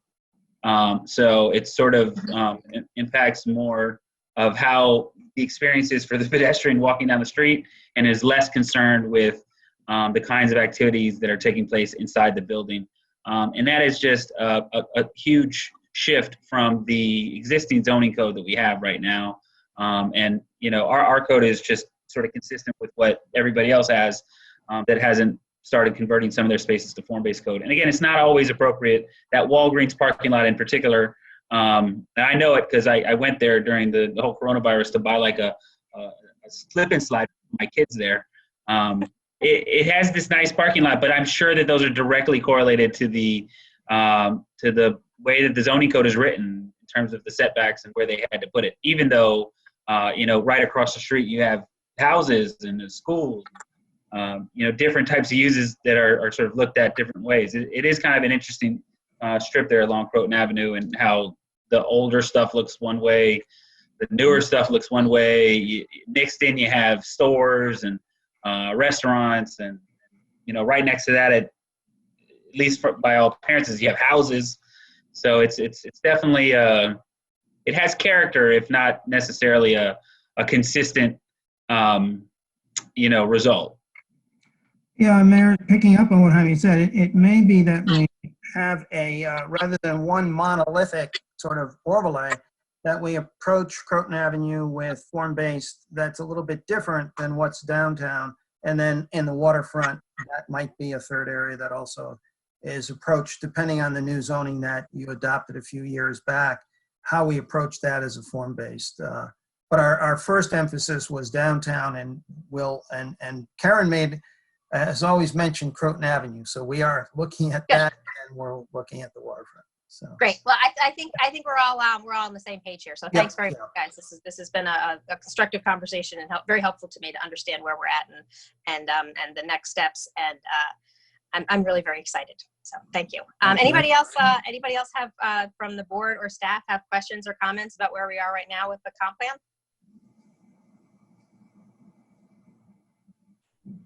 I'm just waiting to see if anybody's taking a moment to find their unmute button. And I think do we need to hear from John Martin? Did we get to the next number on the agenda? Or we're good? I can't see everyone. It's driving me nuts. Karen, are you telling me something quietly that I can't hear? I think if we have no more questions, we are ready to move on to the next agenda point. Well, thank you all very much. Thank you. Thank you, Frank and team. Yeah. Okay. All right. Bye-bye. Thank you. All right. Yeah. Thank you. Okay.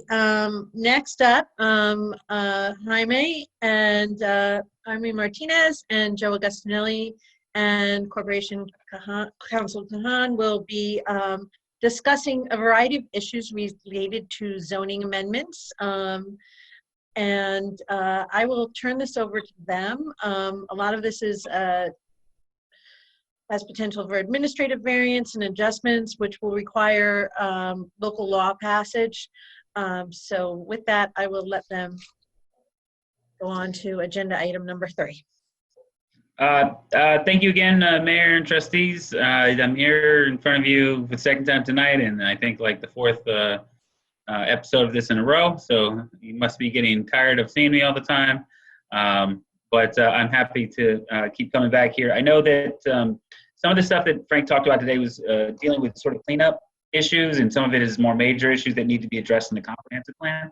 What we're talking about tonight is administrative variances, which are somewhere in the middle of those two things. It's an issue that has been brought up in the past by Trustee Quesada as, you know, sort of a way to kind of clean up the process internally in the building department so that we don't overburden property owners who have minor issues and forcing them to go to the zoning board. So I have prepared a presentation. We have Joe Agostinelli here, who's the one who's going to oversee the process if it gets implemented. And of course, Stuart Kahan wrote the legislation that was sent out to this board. So if I can, I'm going to share my screen, and I will try to make this as quick as possible. So first, administrative zoning variances, and basically at its heart, it is allowing the building inspector to make changes up to 10% of the bulk requirements of the code. So how does it work, right? It is intended to allow for minor modifications from the dimensional or numeric standards of the code without going to the ZBA. So what that means is essentially if you have a side yard requirement or combined side yard or a setback requirement, any small area variance where, you know, say for instance, you're required to have a 40-yard setback and you can only get to 36 yards because of the dimensionality on your property, you would not have to go to the ZBA to get a variance of 4 feet, which is just 10 feet of that requirement. So it's really targeted specific to that kind of a change. And this would be issued by the building inspector as the law is written that was sent to you. And it would require, you know, a review, right? So the building inspector has to give a pretty thorough review of what's being requested to make sure that it is not a significant variance and then not sort of just trying to slip in a bigger variance in under an administrative process. So, so how do you file it, right? Filing, it's pretty straightforward. You just go file it at the building department. You would submit an administrative adjustment review form. You would have to do that either as the owner, or you would have to have the authorization of the owner of the property in order to submit for that administrative adjustment. And you will, within 30 days, be able to get a decision rendered by the building inspector, which is a pretty quick turnaround. If you've ever had to take anything to the ZBA, you know that you have to submit it, you get it on the submission deadline, and you have to go. Depending on the length of the process, it could take months.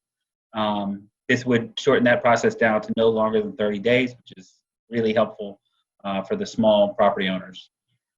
Again, it's limited to only 10% of the bulk requirements. So you can't expand beyond that. So if it is any sort of variance that comes in that's larger than that, it will have to go to the Zoning Board of Appeals. Again, it does not apply to use variances. So you can't go and say, hey, I want to change my 1-family to a 2-family, or I want to change my, you know, office space to apartments. That would be a use variance. It is not covered under the administrative variance. That's a really important point. Use variances are the hardest variances that you can get. And that would always, 100% of the time, still remain with the Zoning Board of Appeals. And again, even, you know, if there were really big plats of land that came in and somebody had, a lot of stuff on that. It needed site plan review and things like that. And the building inspector felt like, hey, this administrative variance that you're asking for, even though it meets the criteria, I feel like this should also go to the ZBA. It's too complicated for me to feel comfortable signing off on it. The building inspector can make the decision to send the application to the ZBA. Again, that's as written.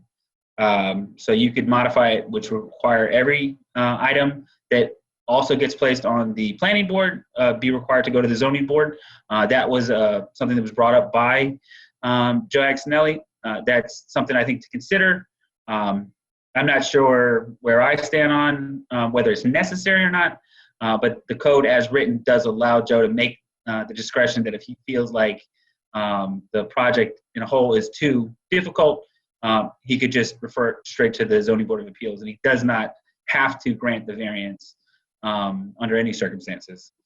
He could always just pass it on. So going to the next piece, what are the review criteria? Here, I really kind of use the technical language that's inside the text, but I'm going to read it to you real fast. The proposed administrative adjustment is, the review criteria is, number one, you have to have the proposed administrative adjustment is consistent with the character of development in the applicable zoning district.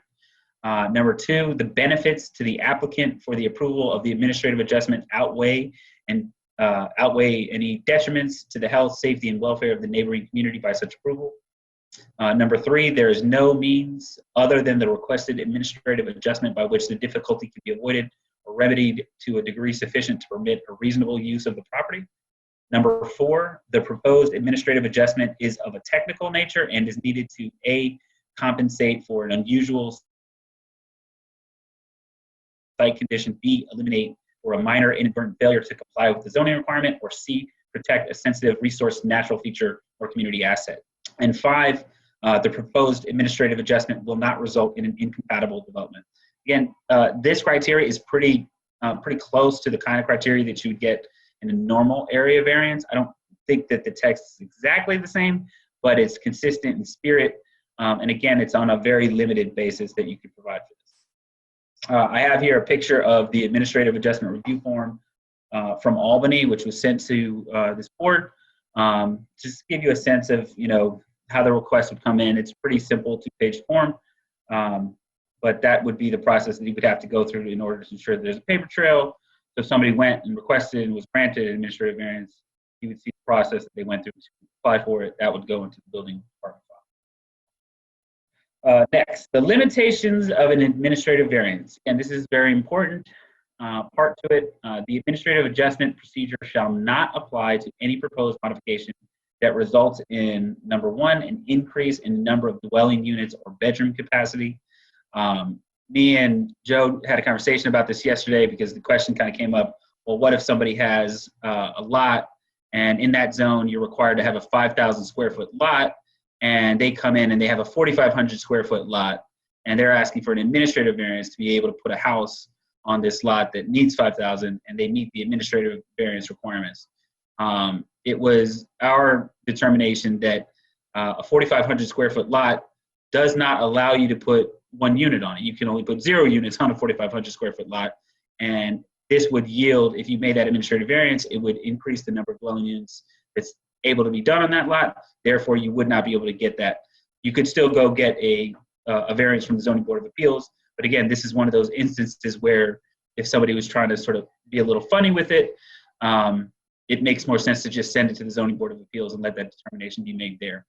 So you wouldn't be able to do that. And more importantly, I think if you had like a lot with 20 potential units that you could put on it, and you only had 95% of the land to do it, which would yield you 18 units, and now you can do 20 units with the administrative variance, you wouldn't be allowed to do that essentially with the administrative variance. You'd still have to go to the Zoning Board of Appeals to make that work. So you wouldn't be able to use that administrative process to essentially get yourself extra units without the review of the zoning board. Number two, you can't do a change in a permitted use. So that would be a use variance. And again, this is only referring to area variances. Number three, there would be no changes to requirements for public roadways, utilities, or other public infrastructure or facilities. So if the administrative variance that they requested had any changes of that type, it would be disallowed. And number 4, a change to the zoning code requirement, which requirement has already been modified through a separate administrative adjustment or variance. Essentially, that's like trying to get a variance on top of a variance. So you went and got an area variance, and you're now no longer required to meet the conditions of the code because of that area variance, and then you go back and get an administrative variance on top of that. You can't do that, right? So you can either get an administrative variance or you can get a zoning board of appeal variance, but you cannot get both. And Stuart, am I saying that correctly? I want to be sure that I have conveyed that piece correctly because it's a little complicated. You have. Okay, great. Thank you. Okay, considerations and next steps. So the considerations that you have right now in front of you, the text as written, because we are a small municipality, the variances would be granted by one person, and that person is also the same person that's responsible for oversight. In other municipalities, they have zoning administrators that's overseen by the head building inspector or the planning department. So in this instance, Joe would sort of be the one granting it. He would also be the one overseeing the process, and everybody loves Joe, but this variance legislation will last in perpetuity. And you never know who gets in there. So you may want to consider whether or not you're comfortable with having one person that has full oversight, or whether you feel like there should be some measure of oversight on top of this. That's one thing to at least discuss amongst yourselves. Also, some consideration, the administrative variance should yield a cost saving to taxpayers, as it will eliminate the need to go to the ZBA for minor matters. That's a really, I think, important point. I know that, you know, all the Board of Trustees conversations up to this point has been concerned about, you know, the taxpayers, concerned about not overburdening them with charges, especially review charges for things that really are getting an exhaustive review for a minor matter. So that would be something that you can sort of look at as a benefit to granting the administrative variances. Also, as written, the administrative variances are for 12 months, and the ZBA variances are, as I understand it, for 6 months. So that is an important distinction right now. I would say that if you are comfortable with 12 months, which I personally am comfortable, if you're asking me, the planning director, which nobody has asked me, but I'm going to give you my opinion anyways, I think given a 12-month variance is not necessarily a bad thing. I think that considering whether or not you want to allow the ZBA to grant a 12-month variance is also maybe not a terrible idea. But it is something that you should consider. There is a discrepancy between those two, and if the board is more comfortable with one timeline than the other, and they want the administrative variance to be consistent with the ZBA variance, then you would want to change that text. The last item is that the implementation of this will require secret review, as it is a change to the zoning code, and BOT, the Board of Trustees, will be required to be the lead agency, just as they are for the comp plan, just as they are for the wetlands ordinance. So with that, that is my whole presentation. I tried to be as concise as possible. I am available for questions if you have any. Yeah, Jaime, I have a quick question, if I could jump in there. Please. Renewals, simple renewals. I sat on the ZBA, and we would have people come in front of us that their variance expired. I like the 12 months, and it matches up, but I actually was approached by a constituent last night at the fire, how disappointed he is in how things were run, and that the time was spent just on a simple renewal. Nothing has changed. His worksheet was exactly the same, and I would like to see something in there that gives the building inspector the authority to just say, okay, we'll give you the renewal. But, you know, if we're talking about matching up and doing 12 months, you know, you won't see that as much. You know, 6 months goes by pretty quick if someone doesn't put a shovel in the ground. So I would like to see that implemented in there as far as a simple renewal of a variance that was given. pending nothing has changed. You know, they still would have to do their proper paperwork, and everything would have to match. And then it would just be a simple, you know, the building inspector, or however we want to structure this, can just grant that renewal. Okay, so you want the text to reflect the ability to renew the administrative variance. Okay. Right. Yeah, on a simple renewal, you know, because Okay. Countless times people have sat in that meeting and waited, and Stuart can attest to this too, where it's just a simple renewal, and we all look at each other and go, okay, nothing's changed. Okay, you know, where we can eliminate that process and not need these people their time and money to come out to the meeting and sit through it just for us to just approve it instantly. Okay, So well, I would. Bob, I just want to distinguish, Bob, are you talking about administrative variances, or are you talking about ZBA renewals? Zoning board. Okay. And so what if we changed the ZBA to 12 months? Do you still feel that you want to have the streamlined renewal process, or it would be less necessary if it was a 12-month approval? Well, the 12-month works also, but it's just the legwork and the time of the zoning board. So having that added onto their agenda when it's just a simple renewal just seems pointless. Okay. Yeah. So I think that if maybe we can kind of split the middle here. I think that extending to 12 months, the ability for the ZBA to grant a 12-month variance, I think makes a lot of sense, considering that you get a planning approval for 12 months, that the zoning variance should also be for 12 months. I would defer to Stuart. I'm not sure that Joe actually can grant an extension on a variance, but I would defer to Stuart to clarify whether that's even possible.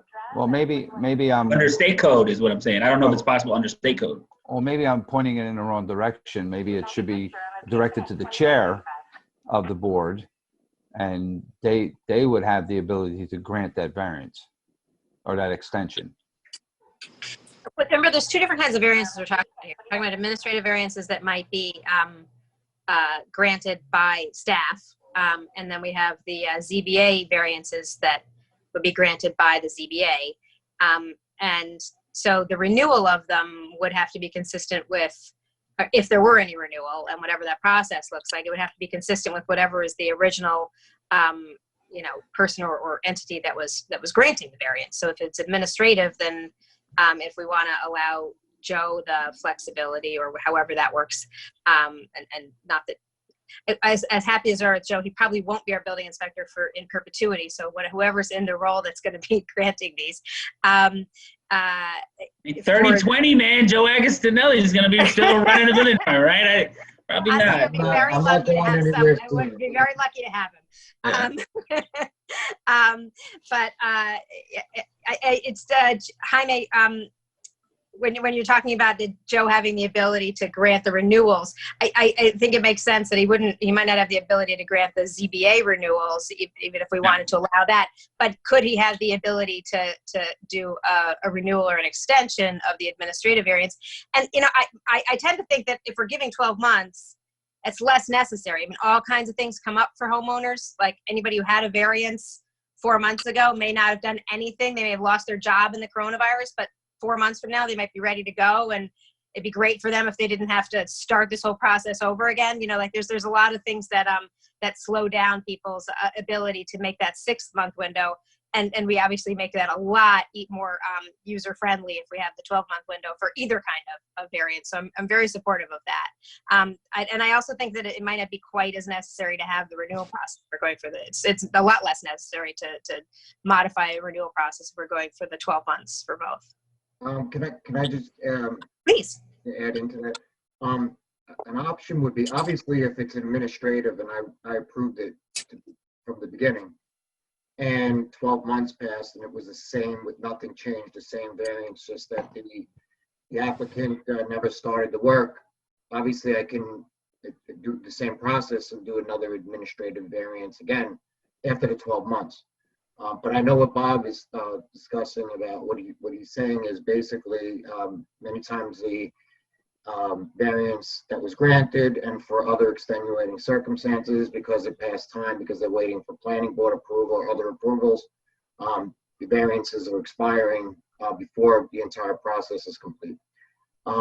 So maybe a suggestion would be in those type of cases, and that would be, I guess, Stuart and Jaime to chime in on that, would be maybe to not have it on the agenda. There's some way administratively that it's re-signed by the chairperson of the zoning board that can say, well, if it was a cause of, something that was not caused by the applicant, but rather the process, that the chairperson may be able to administratively extend that variance for another duration of time without it having to go back on the agenda again to the board. But I don't know the legalities to that, but that's just a suggestion that may be something that can be considered. Stuart, do you want to speak to the legalities of that? Just a few things. First, folks, it's important to note that what Joe would be granting is not a variance, it's an adjustment. It's important to distinguish between the two.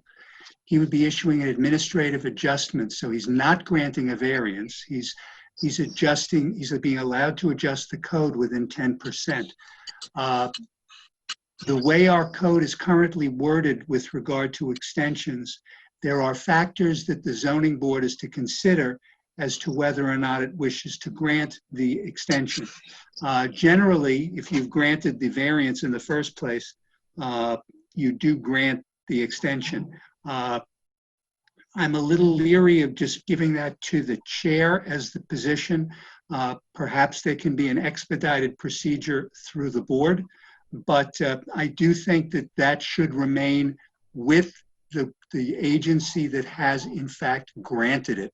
So if it's the Zoning Board of Appeals has granted an area variance, the request for a renewal, be it 6, 12, or whatever months is decided upon, should be granted by that board. It may be that they do not, that it can be dealt with, as I said, in a more expedited fashion so that they can get on an agenda quicker. But I would not recommend that it become a chair decision. I should point out that is not the case with the planning board, where there is a renewal on a site plan or there is a renewal on a conditional use. It is not a chair decision, it is a board decision. And I think it should remain that way. Well, and I would say that the suggestion would be is maybe to consider making it in parity with the planning board and just have the code changed to allow it to be 12 months rather than 6 months. That would cut the number of times it would go in front of the zoning board. Yeah, I agree totally with Joe there. I think that the zoning board needs to be able to grant a 12-month variance. That would limit the number of times that people are going to come up there. And I think that just, the other side of that is that it's really imperative that staff, including myself, Joe, our land use council, really do our best to guide board members to making a decision. In my experience over the past few months, there have been a number of occasions where board members have said, hey, why don't we just kick this off to the next meeting? And you sort of have to say, no, guys, y'all need to, you have all the information you need. You really should make a decision tonight. And I think they get that. And once they get used to making decisions, it becomes a lot easier to continually do that and not let the board agenda just get stacked with projects that are coming back for the third and fourth and fifth time. On the other side, it's also important that us as staff have meetings pretty regularly with the applicants and amongst ourselves to make sure that we're reviewing their applications to verify that they have submitted all important information and that the applicants are getting us all of their information in a timely manner. And if they are not, that they are adjourned and they are not even on the agenda so that we can move on with stuff that actually is worth talking about rather than sitting up there and hearing them humming for 10 minutes. And by the time it's all over, we've wasted time and we have to move on to another project. So that's our responsibility as staff to provide that oversight to the applicants and responsibility of staff to provide that oversight for the boards to make sure that they don't get caught up in that. But I think that, as Joe said, I 100% agree. A 12-month extension or a 12-month variance would help us a lot with a lot of these applications that are coming up repeatedly for variances. If I might just raise one other point relating to the 12 months. Under our code currently, for a site development plan, you can only get an extensions that total 2 years. If not, you have to then go back to the planning board. And so the question is that if you're extending the zoning board to 12 months, which I do think makes sense for other reasons, the question that the board would have to consider is, do you wish to then put an outside limit as to how long those variances can be granted for, similar to what you do with a site plan? So I mentioned that it's obviously was not part of what was proposed here because this dealt specifically with administrative adjustments. But if you wish to extend the Zoning Board of Appeals variance to 12 months, you may also want to consider that there's a max number of adjournments or extensions they can get. Currently, there is no max number. And the individual, the applicant, can return to the board on multiple occasions, which has been the case in many times, to get further extensions of time. So I just mentioned that to the board as a further consideration. Mayor, if I may? Yeah, please. Please, thank you. And Bob, thanks for taking, been waiting for this conversation to happen for the nice 9 months, I want to say. So I appreciate, Bob, you taking that away from me and talking about administrative variances instead. So I'm going to focus on that, and I'm going to talk about that. I don't mind talking about the zoning changes. We can have a different conversation at a different time because there's a long agenda. So Jaime, thank you. Joe, thank you. Stuart, thank you. I appreciate the work that you guys have done. I'm kind of a little bit disappointed that, the second item that I had 9 months ago is not part of this review, part of this presentation. So, but I'm hoping that will be coming soon as well. I apologize. Can you remind me what that second item is? Because sure. I was unaware. So that's fine. Is in regards to the residential project review committee? Like you and I had that conversation. Norcastle has that. One of our consultants is actually the person who works on that. But again, I don't want to deviate of the topic in hand right now. So part of the conversation that we had early in last year and early in this year, it was this, and pretty much everything that was there is here. I guess one of my concerns is reading the resolution and seeing your presentation. To me, I wanted to be more focused in a residential setting, not really in the commercial, because as you mentioned, there are some challenges, and where someone, you gave examples about an additional bedroom, an additional, things of that nature, where what happens if a developer wants to change the site plan and is looking to do, get rid of parking spaces, within a 10%. To me, this was more based on a 1 and 2 family portion, to help this, our residents here, the small part of what a lot of goes through on a zoning board. It wasn't really, because I don't want it to become, 10 years from now, 15 years from now, if a different board comes in, it doesn't make any changes, the interpretation is going to be different. A lawyer interpretation is going to be different than Stuart's interpretation right now.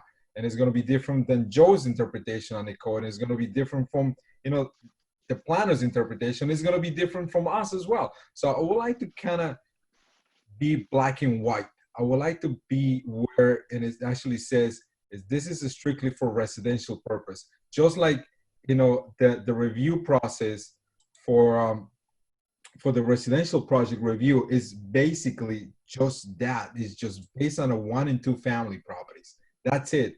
No more, no less than that.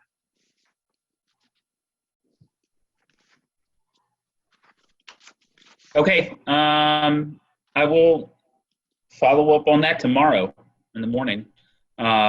So I can guarantee you that I will 100% follow up on the Residential Project Review Committee. But I do have a follow-up question. So this administrative review process, as you mentioned, is a little broader than just 1 and 2 families. Are you concerned that it's overly broad, or are you comfortable with that? No, you are concerned that it is overly broad. I think it's too broad. Again, when I read the resolution, I'm looking at this, and the interpretation could be, as you said, it's like who's the next building inspector in 20 years from now, or maybe more, the interpretation is going to be different. The oversight is going to be different. The administration of our village is going to be different. So to me, if it's black and white, and if the board decides to change 20 years from now, what we just doing right now, it's their prerogative. But on my end, my recommendation, my strong recommendation will be just to be for a 1 and 2 family property. That's it. Let me just speak a little bit on that. That would be fine. The only thing I would say, Manny, is I'll give you an example. We recently just had an applicant who came in that needed to, it was McDonald's at the Arcadian Center. That would be a commercial property. They decided now with the COVID-19 going on that they want to add a little bit more asphalt to do like a lane when you go through the drive-through to pull, so the person buying would be able to pull over to the side where they can wait for their order to be brought out to them. So I said to them, I don't have a problem with that, but you need to calculate your impervious surface coverage. And it turned out that that zoning district only allowed you 80% total impervious surface coverage, and they were already at 90%. When I asked their engineer to do a calculation, it turned out it went from 90% to 90.1%. And the way the code is written right now, it doesn't give me the opportunity to say, okay, you're granted for that 0.1%. I'd have to send you to the zoning board. And the thought was, it seemed a little bit harsh to give this applicant the need to go in front of the zoning board for 0.1%, because it didn't give me the opportunity to approve it. So I understand and I agree with you say for residential, but there are sometimes circumstances where a property is not a residential, like in this case, where maybe there's a way we can word something that including something of that type of nature would allow us to administratively do something with that, rather than having them have to apply and go through the whole process for something that's really so small as that. Yeah, but Joe, you just mentioned something interesting on that and your example. So you said, what was the allowable coverage on that zone? It was 80%, but they were already approved. So they're already plan at 90%. Correct. So now, do they had, and now, now that you gave the example, is do they had a variance for 10% overage of what they require? I would have to go back and search, and I think that was all approved when they did the site plan for the Arcadian Center. Okay, so that will be an additional, right. An additional, extension or Right. variance to an existing. So I'm not sure. I don't feel, again, I'm going to defer to the rest of the board how they feel. My recommendation still stands on the 1 and 2 family properties. Rika, were you about to say something? Yeah, I was laughing because it's a classic slippery slope, which is what Manny is describing. You go in and you get one piece done, and 3 years later it's another piece, and 5% turns to 10 and 10 turns to 15, and I just need 1 more %, and this is problematic. Here's where I come out of this. I agree with everything Manny's saying. My understanding of this administrative and the reason it was asked for is actually for small projects. It's really for residential. And I think it is too broad the way it's just written. I agree with that.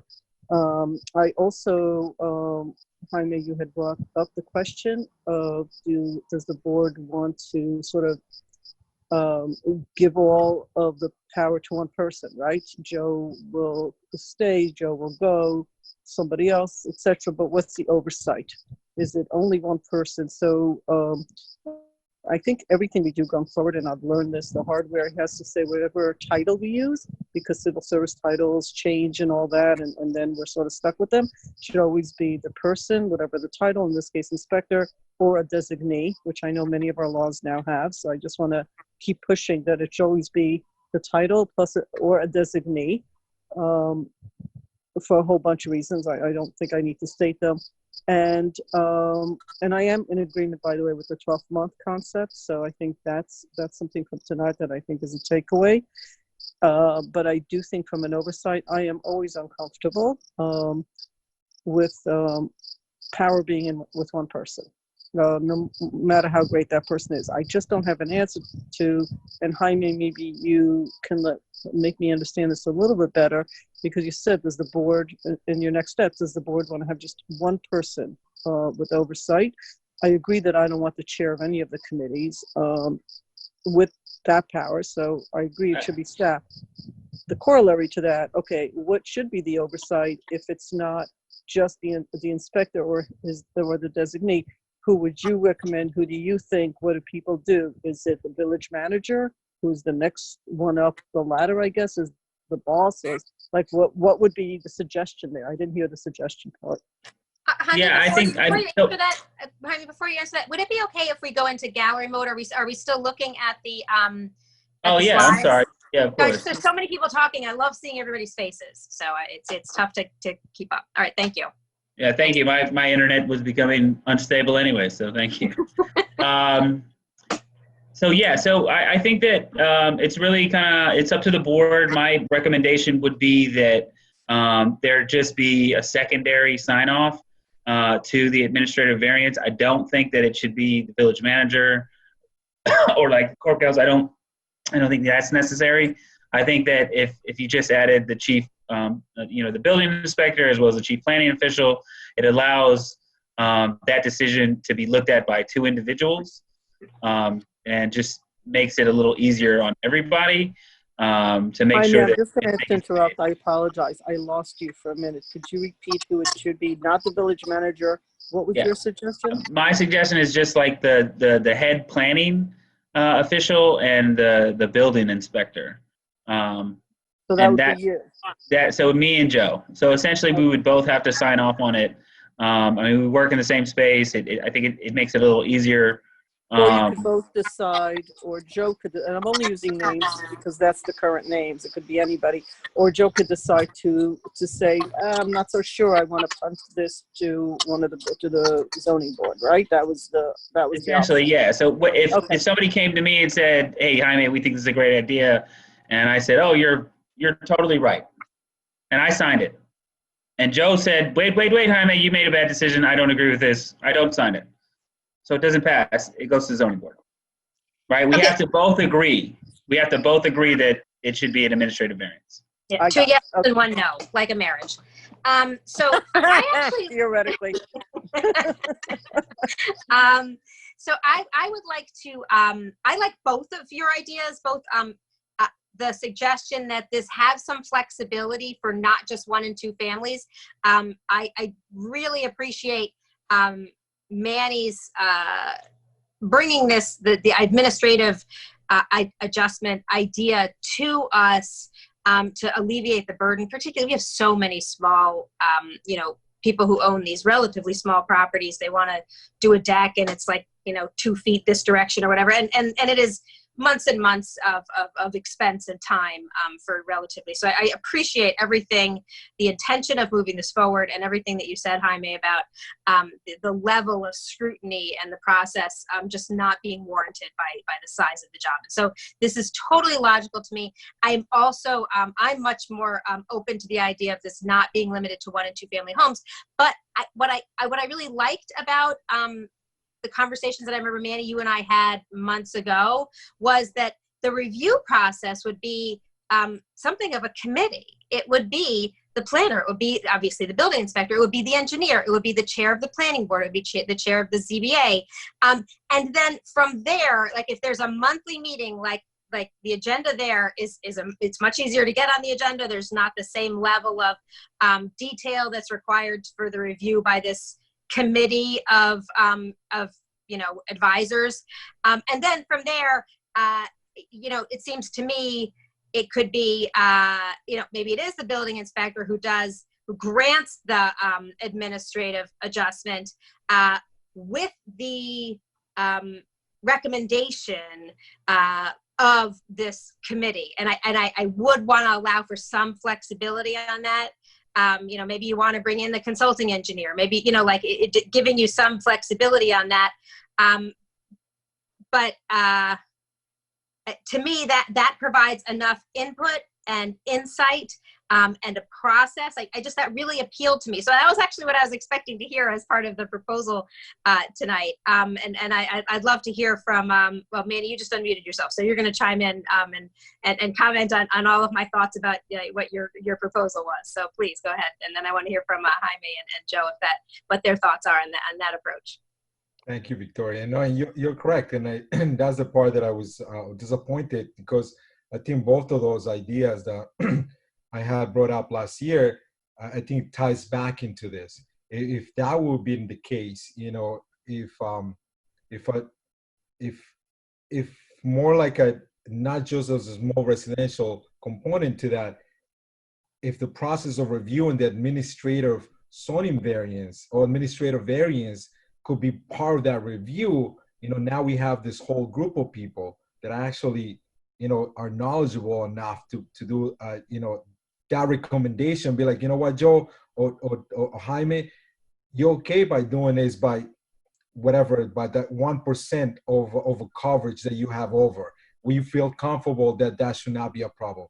I think if that could be part of that process, you know, I will feel more comfortable. But again, that's not the conversation we're having right now, because, you know, one of the elements that I had talked to Victoria and I have talked to staff is like, that should be the process of, you know, I'm removing the coverage on the porch right now, my front porch. Do I have to go to planning board? Maybe not, you know, because you're bringing it back to the architectural elements that you had before.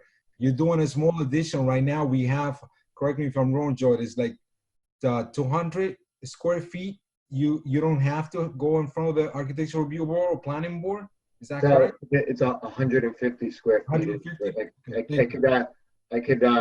It's considered small enough to just I actually have to get a sign off from the planning board or the BAR chair. So something like that, you know, maybe we increase to 200 square feet, you know, because 150 sometimes is not enough to make enlarge our kitchen space, you know. But, you know, things like that, I think they're important for us, and at least important for me, because it takes away from, you know, we making, you know, all this. An applicant is paying for everything right now. A residential, you know, someone that wants to do a deck that has to go in front of the zoning board because he needs 6 inches or 7, you know, or 2 feet of a setback variance. You know, to me, sometimes that's crazy. You know, he can get a building permit within 2 weeks, 3 weeks, you know, and now you have to wait a month plus another 2-3 weeks on top of that just to put a deck on it, you know. So I think part of the, you know, the review process, it was kind of combined all these items together. So again, I'm in favor of, you know, whatever the decision the board decides to go in the administrative review process. But I think it's important for us to have, again, piecemealing conversations is not helpful. And I thought that, you know, these two elements are actually combined in a lot of different ways. And now again, we are piecemealing things. So, and that's the disappointing part for me right now. All right. Well, what I will say is, you know, I apologize. Unfortunately, I wasn't here last year. I have been here for the last 3 months, and I know we did talk about it, Manny. So I apologize that I did not, you know, I didn't recognize that there was 2 elements that needed to be covered by this. So, you know, we don't need to piecemeal it. I think that we need to just correct the text and get it to a place where it's closer to what you had expected. I would say that if you could give us maybe a couple of weeks, next week, I know I'll be back to talk about the wetlands ordinance. And if you could give me 2 weeks, you know, just essentially 1 more week after that, it'll give me enough time to get that together. I will try to have some information for you by next week, so that if you have, you know, any additional questions, and I'll certainly reach out to you. If it's okay, I'd like to reach out to you individually to make sure that we're going in the right direction with this. I know that you've been asking for this for 9 months, and so I would really not like to see this be something that isn't done by, August. That's kind of my internal calculus. I wanted to get this done around the same time that it was going to take to get the wetlands ordinance done. I think we're on track to do that. Clearly, there are shortcomings in the text that need to be fixed, and I'll make sure that it gets done. Thank you. I just don't want this to become an elevator project. Oh, please, man, you're on fire now. Okay. What is an elevator project? What is an elevator project? Not your fault, Jaime. We're on a tangent. We're on a tangent. Okay, all right. May I just, I can tell you on a personal level, I don't like working on projects forever. I think everybody kind of has an idea of what they want to do. I'm going to do everything in my power to make sure that it gets done as quickly as possible. I don't want to waste time. I don't want to waste your time. I don't want to waste my time. So I will make sure that it gets done. may I just make one point, Mayor, if it's okay? Please. The reason that the draft reflects the building inspector was because with regard to a variance, it is the building inspector who issues the denial letter, which then starts the appeal process. So if the building inspector is issuing the denial letter, he's then, in my view, and in what I see in from other ordinances, in the best position to determine whether the administrative adjustment is warranted. So that's why it was done that way. In the other places in the state where there is an administrative adjustment, it is in fact, be it the zoning administrator or director of zoning, which actually equates to the building inspector. Albany does it as their planning official, but they have it as one individual. And the reason it was set up this way is because of how when the Zoning Board of Appeals is in its appellate capacity, which it is in most cases with us, it is based upon a denial issued by the building inspector. And since it would be the building inspector who would be the denial person, he would be in the best position to determine if there should be an administrative adjustment. So I did want that explained to the board. Thank you. That's very helpful. And I have to say, I'm perfectly comfortable with having the administrative adjustment, I guess we're calling it, granted by the building inspector. And I'm glad to have the legal understanding of why that would be a logical process. What I'm also interested in is codifying the expectation that there is a review process that has a number of perspectives, including the planner, the engineer, and some of maybe the land use chairs weighing in, similar to how we have, when there's a manager approval of something, she gets input from the, public works and from the police and things of that nature. So that, to me, that makes a lot of sense. So I'm actually really excited about where we're going. And when we come back in 2 weeks, I think we're going to have a proposal that we can all feel really good about moving forward. And that's going to really help alleviate some of the burden for property owners that are trying to do relatively modest improvements, usually an investment to their property without overburdening the land use boards with things that take away from the time that they can dedicate to the stuff that really demands their attention. So I'm very pleased about this. Thanks, Jaime and Joe and Stuart for all of your work to bring it to this point. Thank you for your time. Thanks. Madam Manager, what's Yes. next? What's up next? Next up is our treasurer and deputy treasurer. They have a series of things they're going to be talking about, but they're going to start with Edmunds, our new financial software that will be replacing Munis. They'll be talking about the launch of this, which will take place on July 1st, I'm sorry. And this is a project they've been working on for some time, as you all know. So I'm going to turn that over to them to explain how this software is going to work for our financial systems and explain how we are phasing it in. So with that, I turn it over to Tom Warren and Dale Brennan. Hi, good evening, Mayor and Board of Trustees. Good evening. We're back to talk about Edmunds, but in a very proactive manner this time. Back in March, we had a business review process of our general ledger, accounts payable, accounts receivable, and payroll, so that they could then come and do basically a data dump of all of our information, which they did, and they've come back a few times with questions and having to redump some of the stuff, let's say. They came to me in May with their cross-reference, so to speak, of the chart of accounts and how we were going to basically retool what our current Munis account is to fit into the structure of the Edmunds system. So I retooled the chart of accounts for both the town and village, and I sent that back to them. So they are currently working on creating basically a test system.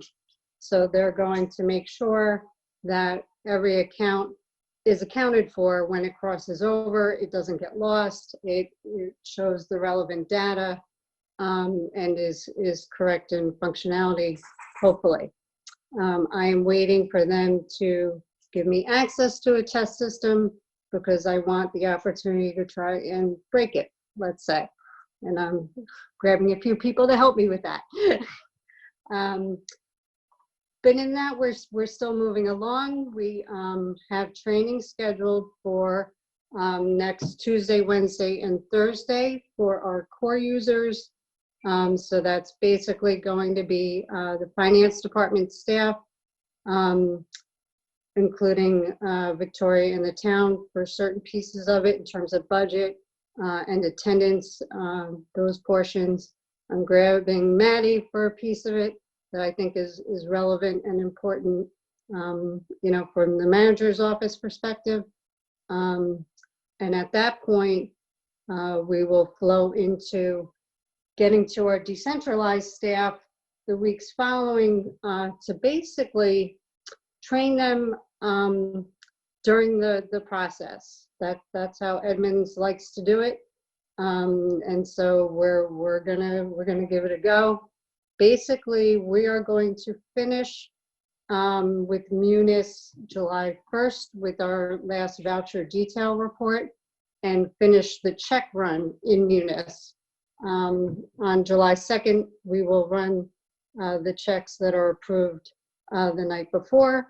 And once that process is done, Edmunds will come and grab all of our information, bring it on over into the new system.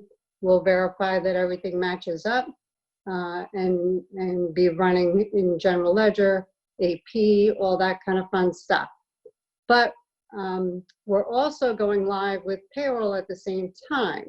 So the week before, we'll be able to, once Jay and Shanae close out the month and the quarter in KVS, we can then flow over into the Edmunds system and get people trained within that last week into the first week of July to make sure everybody's comfortable with the payroll process and to make sure everybody gets paid correctly, because that is the biggest, you know, absolute thing to do. In the meantime, we did have a review on Monday, the 8th, of our utility billing process. So that was done with me, Tom, Yadley, and Liz. We had a good about a 3-hour conversation on what our process is, who our contacts are, how we want things to look in terms of the new bill that goes out, what our process is to get our meter information out to Department of Public Works for them to read the meters and then have the information come back. Very excited on how we'll be able to communicate better the work orders that are issued, and we are able to set up departments, and the work order can be done and go out to 3 different people, and that way it eliminates some of this, you know, manual process back and forth faxing and, having to enter it into an email and all that jazz. So I'm definitely excited about that. So that's basically where we're heading right now.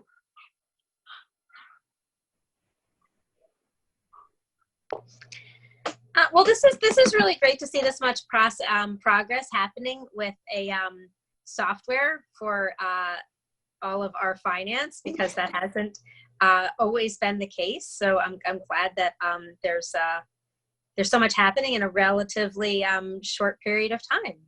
You must be feeling good about that. Yes, I'm hoping it flows smoothly. All right, I'm knocking on wood for you. Okay. But we're gonna give it our all. That's for sure. Are there any questions that anybody has, or Tom, are there any aspects of this that you wanted to further highlight for us? I guess the only other item was something that we had actually discussed at a work session, because we had talked about the water utility billing, and I had mentioned how up here in Yorktown it is a Edmunds customer. Everybody's water bill data is available for anybody to look at, and we had a conversation about whether or not customers should have the ability to have their own private account with a PIN number in order to access their data. Certainly data is available under Freedom of Information. Anybody can come into our office and look at anybody's water bill or tax bill, things like that. I gave them the direction that I think that we would want to have individual accounts. Every customer could have their own PIN number so that they could log into the system, and it would be more than just about seeing the consumption. It would be able to, maybe go back and look at past consumption, or communicate with us, update payment preferences, things like that. I think that's the only other change that I wanted to add to Dale's report. Thank you for that. And I'm sorry, I regret that I'm not remembering the details of what we discussed, and if that's something that we should, undertake at this time. Dale, do you want to expand on that at all? I agree. I think it's good to have it as a PIN number, just for, the limited access to it. They said that when they initially set it up, the PIN number will be on everybody's bill. So it's not like they're going to have to call and, get it or anything like that. It will be there, and then they can change it. So it'd still be conveniently accessible for the user. Right. But everybody wouldn't see everybody else's unless they FOIL for it. Right. That's what you're looking at, right, Tom? Yeah. Okay.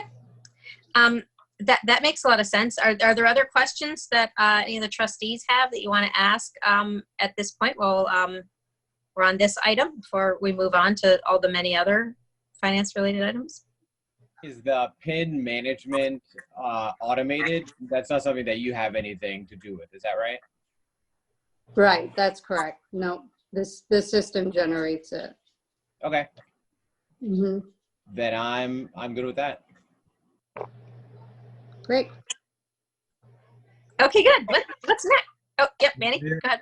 Sorry. Thank you, Tom. Thank you, Dale. As we've been having this conversation for many years now, how to access my water bill and how to. So I can't wait for this summer to actually to see how much consumption I've been putting on right. For the previous years. No, it's very helpful. Thank you. I'm assuming, I'll have a bunch of other questions, I'm sure, in regards to how we view the vouchers and how do we interact with a lot of this stuff. I'm sure there's a lot of more functions, obviously, that the limitations that we have right now, and we'll be able to, access, at least on our end, have a more accessibility to some of the stuff that, some of the silly questions sometimes that I have for you guys. So at some point of time when all that is all done, I would like to have some sort of like a a brief training maybe on my end, and how to, how does that work, just to understand that better. The other question that I had, I guess this is more towards Stuart, in regards to Munis, and what is going on with the status of the lawsuit that we have, and the payment stuff that we have reached. Can you fill us on if it's appropriate for us to talk about that now? Obviously, I don't want. Very, very briefly, because it would be more an advice of counsel. Okay. There's been very little going on. As you know, the courts have been closed, so there's really virtually nothing at this point. But I'll for the next meeting, I'll be able to give you, an advice of counsel, so we can have some further discussion on that. All right. Thank you. You got it. Okay, Karen. Yes, so next up, Tom and Dale will be talking about our village finances and a mid-year report on where we are to date. Yes, thank you. I'll lead this discussion. First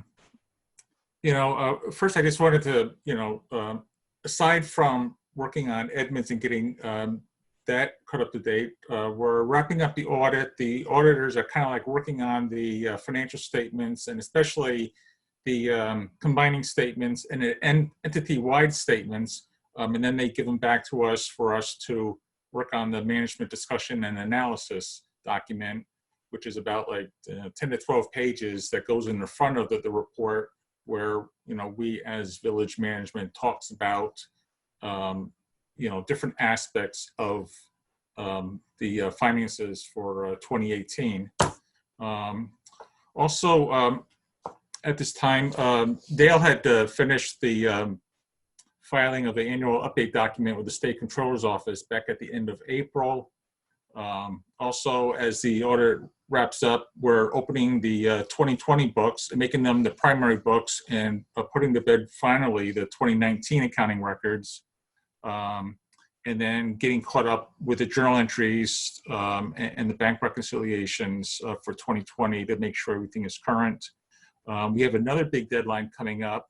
At the end of this month is our deadline for the filing of our continuing disclosure document, which is required to be filed by the Securities and Exchange Commission because we issue debt to investors, and investors want to be aware of things that are going on, pertaining to the debt that they hold. So we are required to file this continuing disclosure requirement. And then over the summer, we'll be working on the bond sale, which might just be a bond anticipation note that will be coming due from last year in early September, and then it will be rolled over for another year. As far as mid-year financial review, it seems a bit early to really talk about how things are looking for 2020. We've only had the one sales tax payment so far, and I think we did talk about that a few work sessions back when we got our first quarterly payment for 2020. We're about a week away from knowing what the mortgage tax payment is going to be for the first half of the year.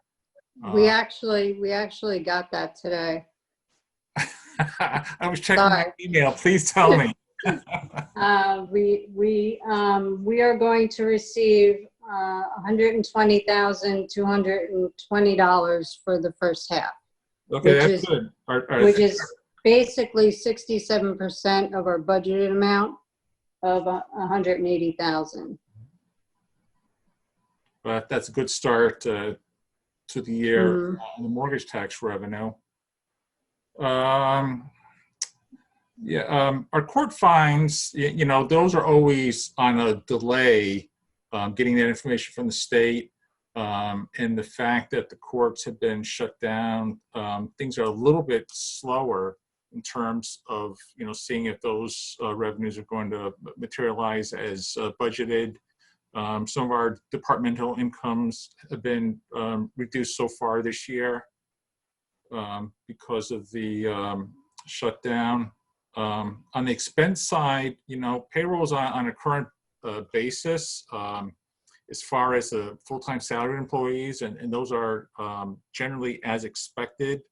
Some of the overtime has been a little bit less because of circumstances, and of course the part-time payroll has been almost non-existent, so there's been a savings there. Our regular accounts payable is always on like a 4 to 6 week lag from the time that the transaction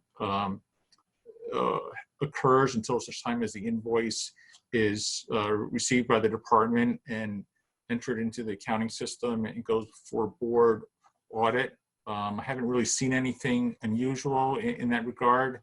And then property tax collections for July, all these factors kind of lead towards early August being a better time to really see how things are going financially for the first half of the year. So I'd like to report back, at that time to talk more specifically about where things are going financially with the village. And I think that's all I had to report. Were there any questions?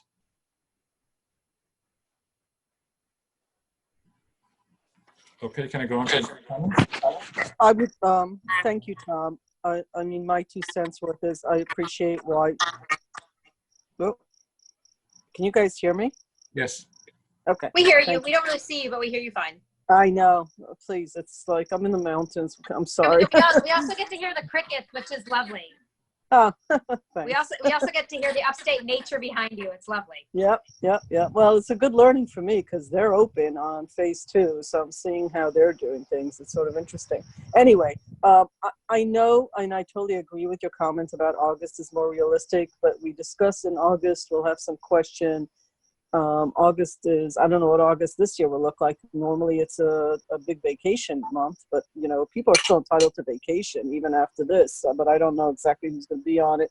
Bottom line is I'd still like to have some sort of something in July, which is really closer to a midpoint than August, a month later, considering, we should be able to look at budgets and get a sense of things.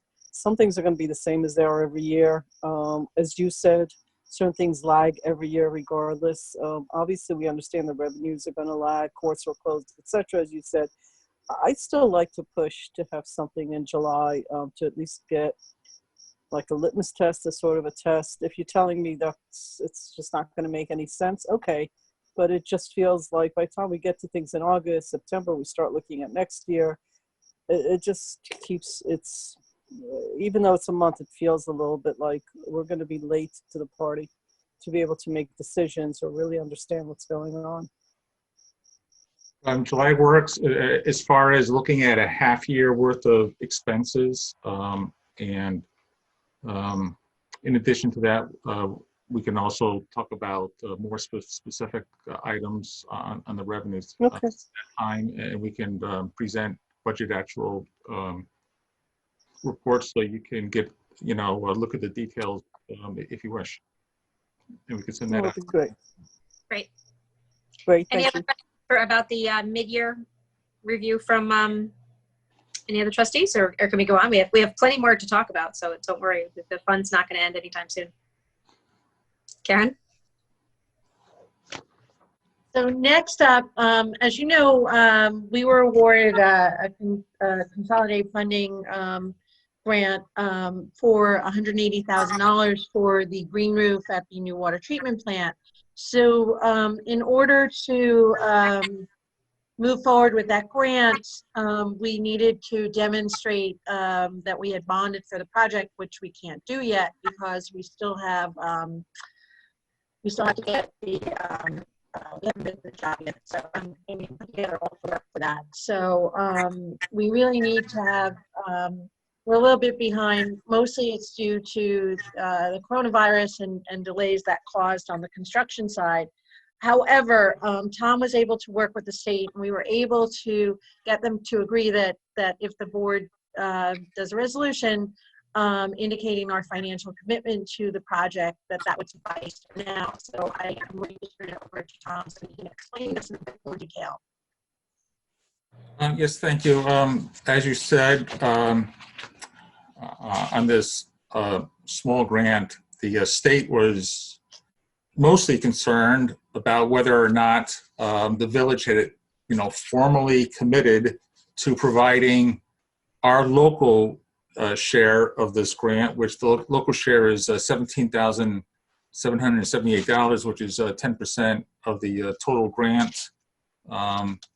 And when I explained to them why we had not adopted a bond resolution and were not ready to adopt a bond resolution, they did agree that they would accept our resolution where we provide our own monies from the water fund to transfer to the, they called it set aside and reserve. To us, it's transferring it out of the water fund and putting it into the capital project that's been established for the construction of the new water filtration plant. And at the same time, I updated the budget. The board had actually established a budget of about $38.3 million back in September of 2018, part of a grant application that we did. And actually that resulted in the $3 million Water Infrastructure Improvement Act grant. But although the board had established a budget at that time, which provided for funding from a bond resolution, we did not go ahead with a bond resolution at that time. In addition to transferring the money from the water fund, I did modify the budget to replace the property taxes with the $2,160,000 state aid, $3,160,000 state aid that's been awarded to the village. So that will be a resolution for next week. It was posted on the agenda as an attachment, and also there's another resolution next week specifically related to this grant that I attached the document from the EFC, and we'll be modifying it to personalize it for this specific instance and for the village. That's going to be on the agenda next week as well. I think that's all I have to report on that grant. Okay. Please, Karen. Were you going to say something, Karen? So next up, what I'm going to say. Pardon me? Yeah, it's like really garbled. Like, there, that's better for a sec.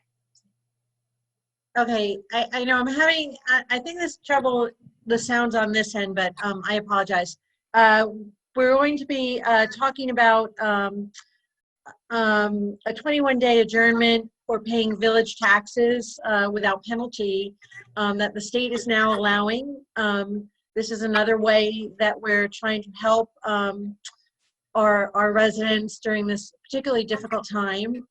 So I will turn that over to Tom and Dale and Stuart to give you the information about that and the resolution that will be on for next week's meeting.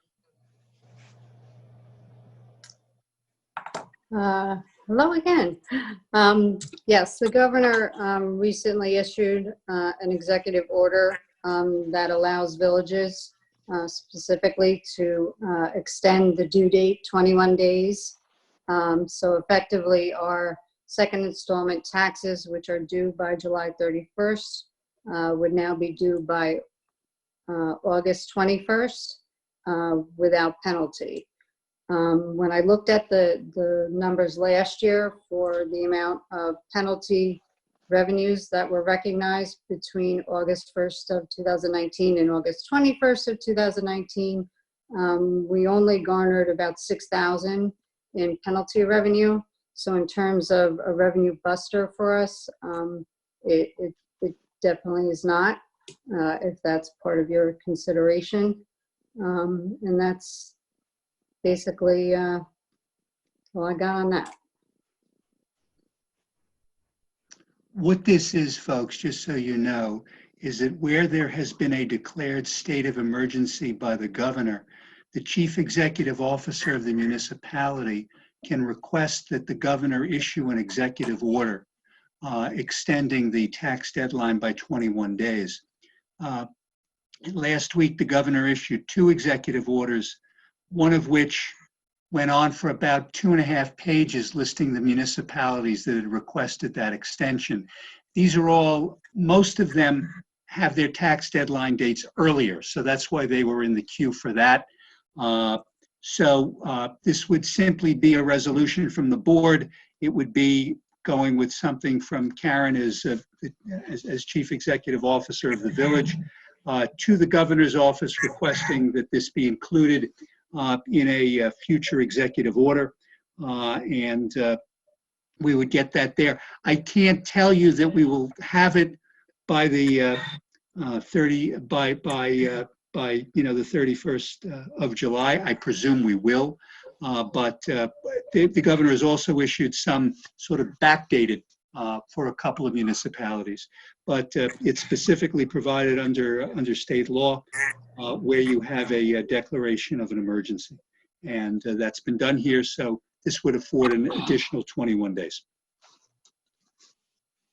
Great. You know, I last week as we were talking about, I think at that point we were talking about railroad tags, I quickly wrote down a list of all of the efforts that we have undertaken in village government off the top of my head. And I have it in my notes here to try and make life a little easier and to be flexible, to be for our residents, for our businesses. And we have the water and sewer bill payments late without penalty. To this, we might be, it sounds like we're adding late payments of taxes without penalty. We made a modification to our municipal lot tags. We're looking to make a modification to the railroad parking tags. We've been working with businesses to expand where public seating can be made. Obviously, we spent a lot of time today talking about recreation and parks, trying to find some way to provide programming in this ever-changing landscape of what's allowed. Obviously, there's so much done with providing the mobile food pantries and the book harvest. It's just such a tremendous amount of work that has been undertaken in the last few months, and none of those things were what we were planning to do this year.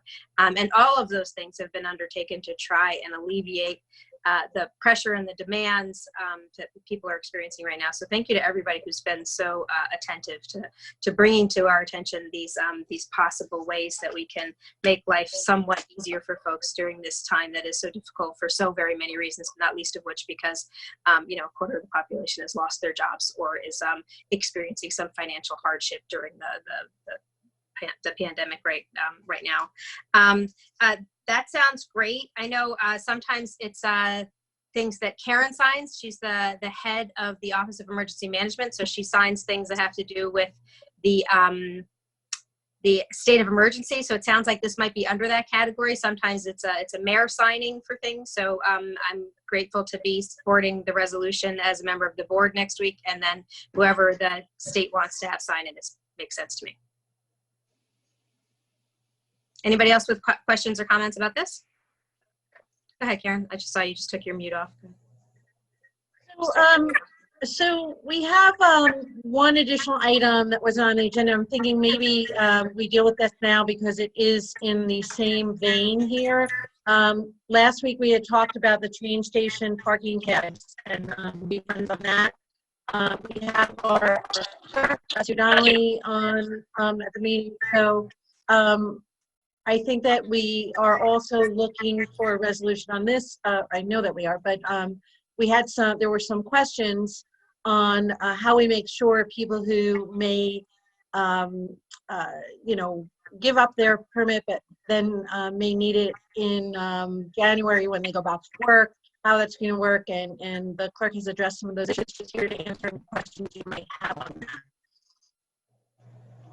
I'm here, so anybody that would like to ask any questions, I just want to point out that we have had people requesting to turn in their tags. The majority are not returning to Manhattan, but we have no problem at all confirming that everyone, and I sent you all an email on this, that everyone that has a tag now that has to give it up but believes they're going back to work in 2021 will be on the list to get a tag, and that all the people, the new people that come in, we will be very careful not to overfill the slots, so that we won't be able to give everyone that has a tag now a tag in 2021 that wants one.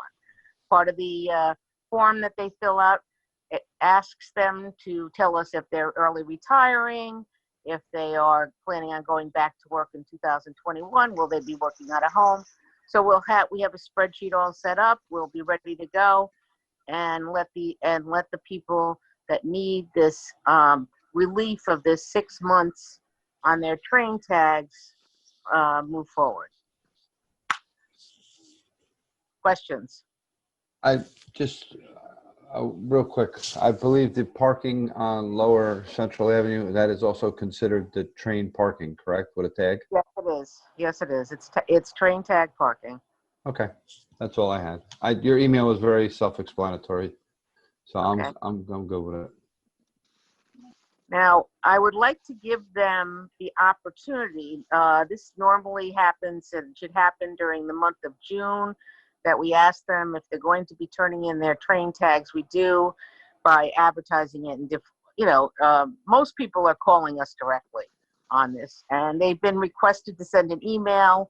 We will return the email with the form, and in order to be put on a voucher to get a refund, they would have to turn their tag or tags in. We have to have the physical tag back in the office before we can give them their refund. At the same time, we have enough tags for the 2020 year, new tags, to give people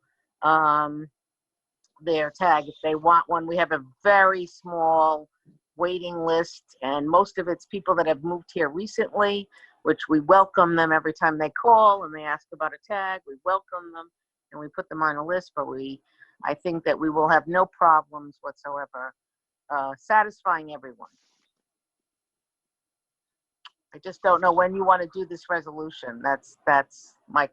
Stuart, what do you suggest? Well, we have the resolution, Sue, that was on last week. I think Right. Based upon your memo and what the board members are saying, that same resolution can be presented next Wednesday. Okay, so if we have a commitment that everyone is in approval of this and it will be done next Wednesday, I can start talking in a more positive tone to the people when they call. Couldn't we just vote on it now? We're in a public session. No, because you didn't notice it as a special meeting. And it's fine, but if we have a consensus, then I at least can talk to the people in a positive tone.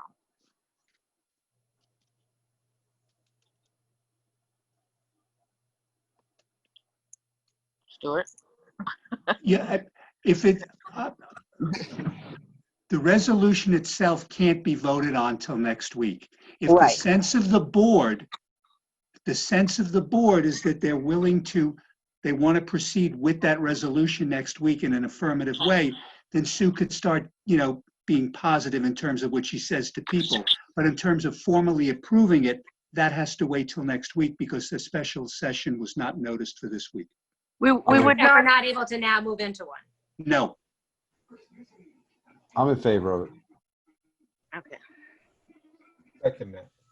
Yeah, I'm fine with supporting it next week or whenever it's available. Okay, we would not be issuing any refunds or anything until after the resolution is done anyway, because it takes a while for us to create a vendor and to do everything. We'll do all the prep work and look forward to it. I will be your clerk next Wednesday, so Oh, not next, yeah, next Wednesday. This is a work session, right? I'm totally confused. Yeah, next Wednesday, I'll be your clerk. Yep, sounds good. All right? Thank you. Thank you. Thank you all. Our last item of the night, we had another grant awarded through the Consolidated Funding Application last year, and this was a $60,000 grant for a mobility and parking study. We are cautiously optimistic that we've been told there should be no problem, but we've also been told by some state agencies that there's a hold and a freeze on funding, but we're going ahead as if we're moving forward with this project. We assume the funding will become available at some point in this relatively near future. This is a parking study that we are going to coordinate with our comprehensive plan and the parking component of that, as well as looking how we combine this with a complete streets program that deals more specifically with parking issues on Route 9. So with that, I want to hand it over to Assistant Village Manager, Maddie Zahaj, to talk about the RFP and the subsequent resolution that we'll need to push out the RFP next week. Okay, thank you, Manager Dottori. Good evening, Mayor and members of the board. I will try to keep this as brief as possible and leave plenty of room for questions. So we started working on this RFP probably about a month ago. The expression that we've been using is we have a very robust parking ecosystem in Ossining. That's the term that we're using. So as the board is aware, and as many members of the public may also be aware, we have many different types of parking, including metered parking, permitted parking of a couple different varieties, some of which you were just hearing about, and also an enforcement arm. So the gist of the grant that was written back in development was for the Village of Ossining to understand more about the parking that we have presently, as well as upcoming parking needs, many of which are centered around the two lots at Main and Spring Street, and sort of thinking a little bit more forward thinking about how those might be developed in the coming years, and try to get a sense of how that parking that's provided through those two lots may be offset in the instance that actually did happen. So Sorry, what we Matt. also incorporate is, No, yes, you're I'm good. so sorry. Mayor, would you mind muting yourself? We're getting a little bit of feedback on your end. Thank you. Okay. Thank you. So the other portion that goes hand in hand with that is trying to imagine ways to reduce single occupancy vehicles on the road. So also try to think about different ways that we can support alternative methods of transportation in Ossining, whether that be a bike share program or electronic scooters or a trolley or a shuttle, different other things that had been mentioned. So basically the RFP that I prepared, I made sure to hit all of those points and share it out with Jaime Martinez, as well as our clerk and our police chief, to make sure that it encapsulated all the concerns that they have. And I am hopeful that the board is going to approve a resolution next week for us to push out the RFP. The date on the RFP was originally June 15th, but obviously that's going to have to get pushed back a week now due to the fact that the resolution wouldn't have been passed by that point. So I am open for questions if anyone has any, or if there's any specific detail that you want me to go over, I'm happy to do that.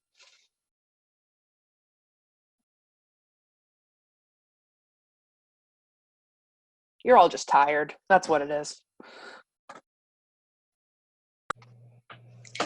No, I think this is what we kind of just breezed past is the village had a lot of success this year with CFA grants. So I just want to take a moment to thank everyone who was such an integral part of making that happen. Jaime Hoffman, we haven't said your name enough tonight, and you are incredible at facilitating that effort last year. And it was just as Karen was coming on board. So thank you so much, everybody who was part of making that happen. And exactly how this is going to unfold is TBD, like everything else that has to do with New York State and the world right now. But I like your term parking ecosystem, and anything we can do to improve the health of the ecosystem is a good thing. So thanks for moving this forward. I have a couple of things. One, something that Trustee Casada has brought up before is the scope of the parking study, whether we're looking at a specific area, downtown, Main Street, whatever, versus something that's more comprehensive or village-wide. Do you have any thoughts, Maddie, on why we decided or would decide to go in one direction or another? Sure. So actually the grant was written before my tenure with the village began, but the grant application actually included a map of the area that is supposed to be covered by this study. So it's basically the neighborhood that we talk about very frequently, which is sort of the downtown crescent. So it's talking about Croton Avenue, winding all the way down, and then including Main and Spring Street and most of the waterfront. That being said, I think we would be remiss if we did not also include a discussion about the hardship parking application, which is village-wide. So I think that, when we're talking about the municipal lots and parking meters and obviously the train station, it's going to be primarily focused in the area where those three things currently apply. But for the hardship parking, I really think it would be important for us to include that, because I think, in speaking with the finance office, anyone, in the police department who's had to deal with it, it's definitely our most problematic permit that we currently have. So we'd be missing out on a lot by ignoring it. Part of the last book club before the pandemic was David Chu's Parking in the City and some other parking books by him. Would you say that any of the ideas from that text or those texts is informing the way that you are thinking about what this could look like? Absolutely. So another text that it's very late and the name off the top of my head is escaping me, but another well-known book about parking that we've been talking about has to do a lot with demand-based parking, right? So basically encouraging people who are using the downtown district, to pay perhaps a higher premium than the folks, who want to spend the day. So they'll park another couple of blocks away so they're not right in the thick of things. I certainly don't want to recommend that policy. I'd like for the vendor who completes this to sort of prove to us why that's going to be a workable thing here. And, a couple, similar ideas that have come out of those texts that, are sort of guiding how the RFP was written, if you will. That makes sense. Thank you. One of the things that also comes to mind is that we have a capital project around parking meters, and we have the comprehensive plan. Can you talk a little bit about how this RFP interplays with those other pieces? I think it's going to be difficult. It's a benefit and a disadvantage to have all of those things going on at once, because a big part of what we're going to be asking the consultant to ultimately do is provide us a snapshot of what the current conditions on the ground are. And it's, we're not assuming that they're going to be wrapping up this work until February of 2021, at which point we're expecting conditions, at least as far as the parking meters and probably some of the other forms of permitting to change dramatically. At the same time, it's sort of a plus because the comprehensive plan does have a subcommittee that has to do with parking and transportation. So we're hoping that they can kind of bounce ideas off of one another. So I think we're just going to do our best. If they're going to have to update sections of it in February to reflect, the current landscape for those particular aspects that may have changed, it's not the worst thing in the world. But I think we can certainly use, all three to inform one another, and I think that's a big plus. There's a world, and a lot of the health professionals that I've been reading and hearing from are saying that there's a very strong chance that there will be a second wave in the fall.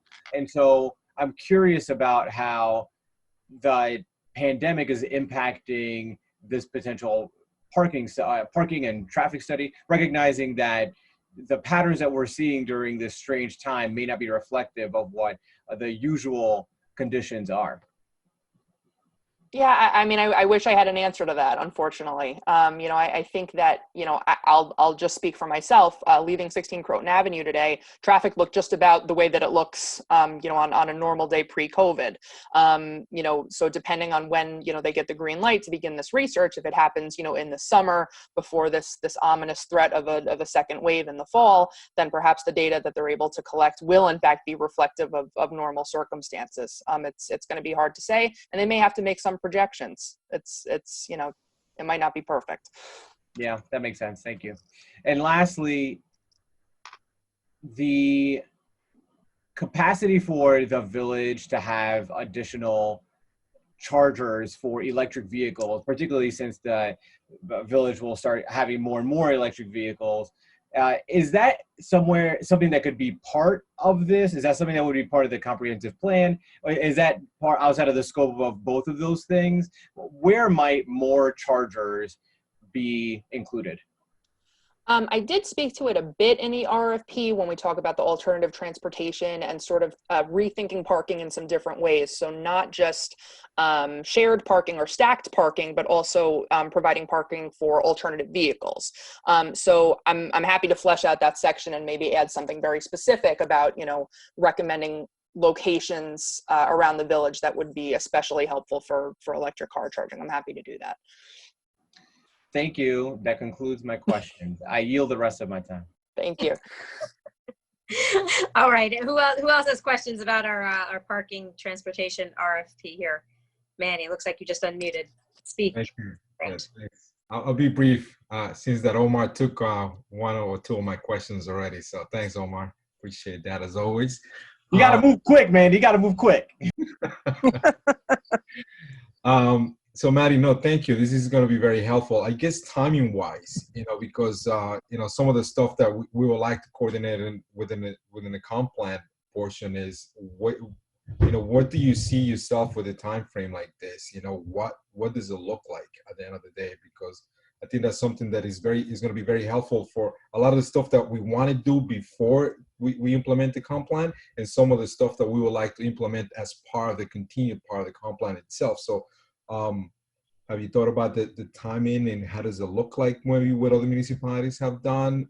You know, what is your time frame? I'm not sure I can speak for what other municipalities have done because I think this is sort of a unique circumstance. But as far as the timeline is concerned, I'm hopeful that if we can get the RFP out, not next week, but the week after, and give folks a couple of weeks to respond, that we can award the contract maybe at the end of July, early August. We did ask them to do a literature review as part of the RFP. So once they've, you know, once a vendor's been chosen, we did ask them to do that first because obviously you need to know where you've been to know where you're going, right? So we want them to, you know, follow up on all of the studies, the prior comprehensive plan and all that material. But I think because of the time crunch that we're in with the comprehensive plan and the subcommittee meetings, you know, I think in the steering committee, we did speak about this, about asking BFJ to put the parking and transportation subcommittee towards the back end so that maybe we could try to coordinate those things together. So hopefully we'll have a consultant in place by then who can join in on those conversations or maybe, you know, supply us with some questions for the committee that they need answered. The way that the CFA grant envisioned this going was starting a little bit sooner. They had wanted it to start probably in about March and wrap up in February. So, you know, I think we can probably stick to that same time frame of wrapping up in February, which is going to be roughly the same time as the comp plan is finishing up. So I'm hopeful that we're going to be able to, like I said, sort of ping pong, you know, off of both to be able to get the best deliverable at the end. And obviously with something like this, is there public input at any point of time? Absolutely. Absolutely. That's part of you know, that's going to be part of a challenge. I think that's also coordination with the comp plan and so some of the subcommittees as well. So I'm looking forward to see the final result. So I'm supportive of this, definitely, 100%. Thank you. And I'll tell you also, we have had several firms who have approached us and said, you know, we know that this is in the hopper. We can't wait to submit an RFP response. And at the same time, we also, you know, due to the fact that it's state funding, we're being asked to, you know, keep a good faith effort of reaching out to minority and women-owned businesses. You know, so we already have a pretty robust list of several of those firms that have not contacted us that we were going to need to contact. So I anticipate this is going to be a popular thing, especially given, the times right now that many firms are hungry for work.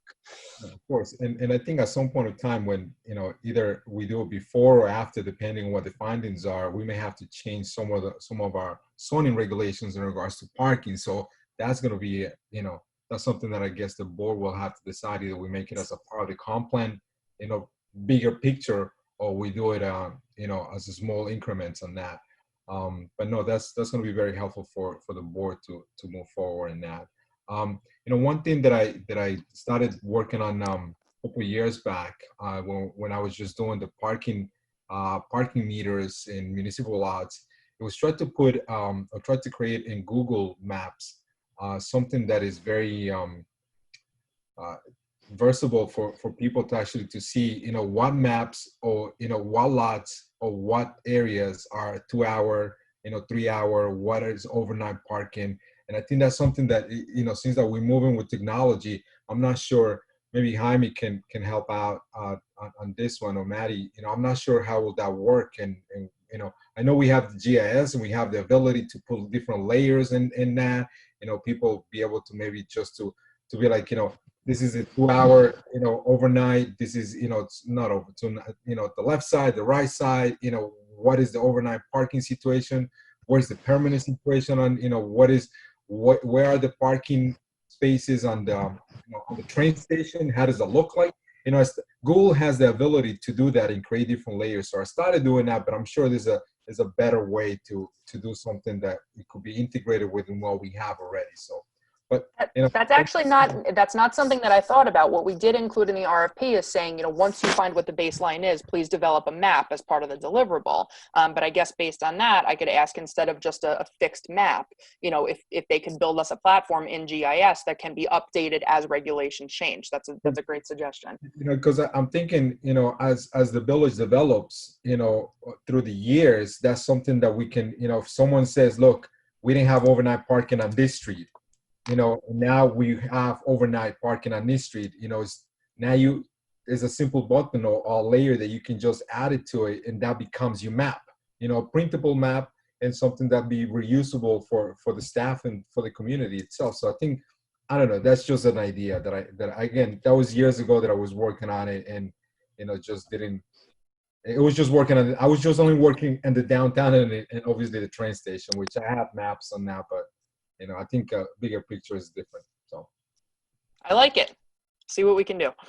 Yeah, I really like the idea of people, when they want to understand what parking regulations are available in what neighborhood, to be able to very quickly access that. That's a great idea. So this is actually a more robust conversation than I expected to be. I thought this was more like a perfunctory, all right, move forward. So this is good. Great. Anybody else with comments about the parking grant RFP? Karen, is that it? We are done with the agenda for this evening. Okay. Then Karen, I have one question. I do have a couple of closing important comments, but are we doing executive session tonight? Karen, did you want to do executive session with the board on anything matters related to personnel? Not this week. Okay. Not tonight. All right. Then can I have a motion to adjourn? Second. Motion to adjourn. So moved. Okay. All in favor? Aye. Aye. Then there are two very important announcements I'd like to make while we're all here before we close for the evening.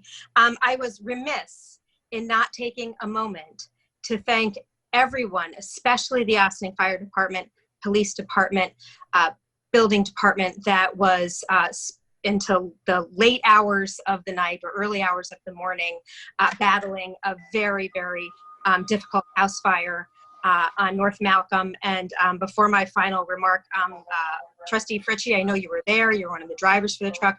Would you like to just tell everyone here or in the community any important things to know about that? It was quite a harrowing evening with some really heroic and heads up contributions from your colleagues in the department and all the first responders.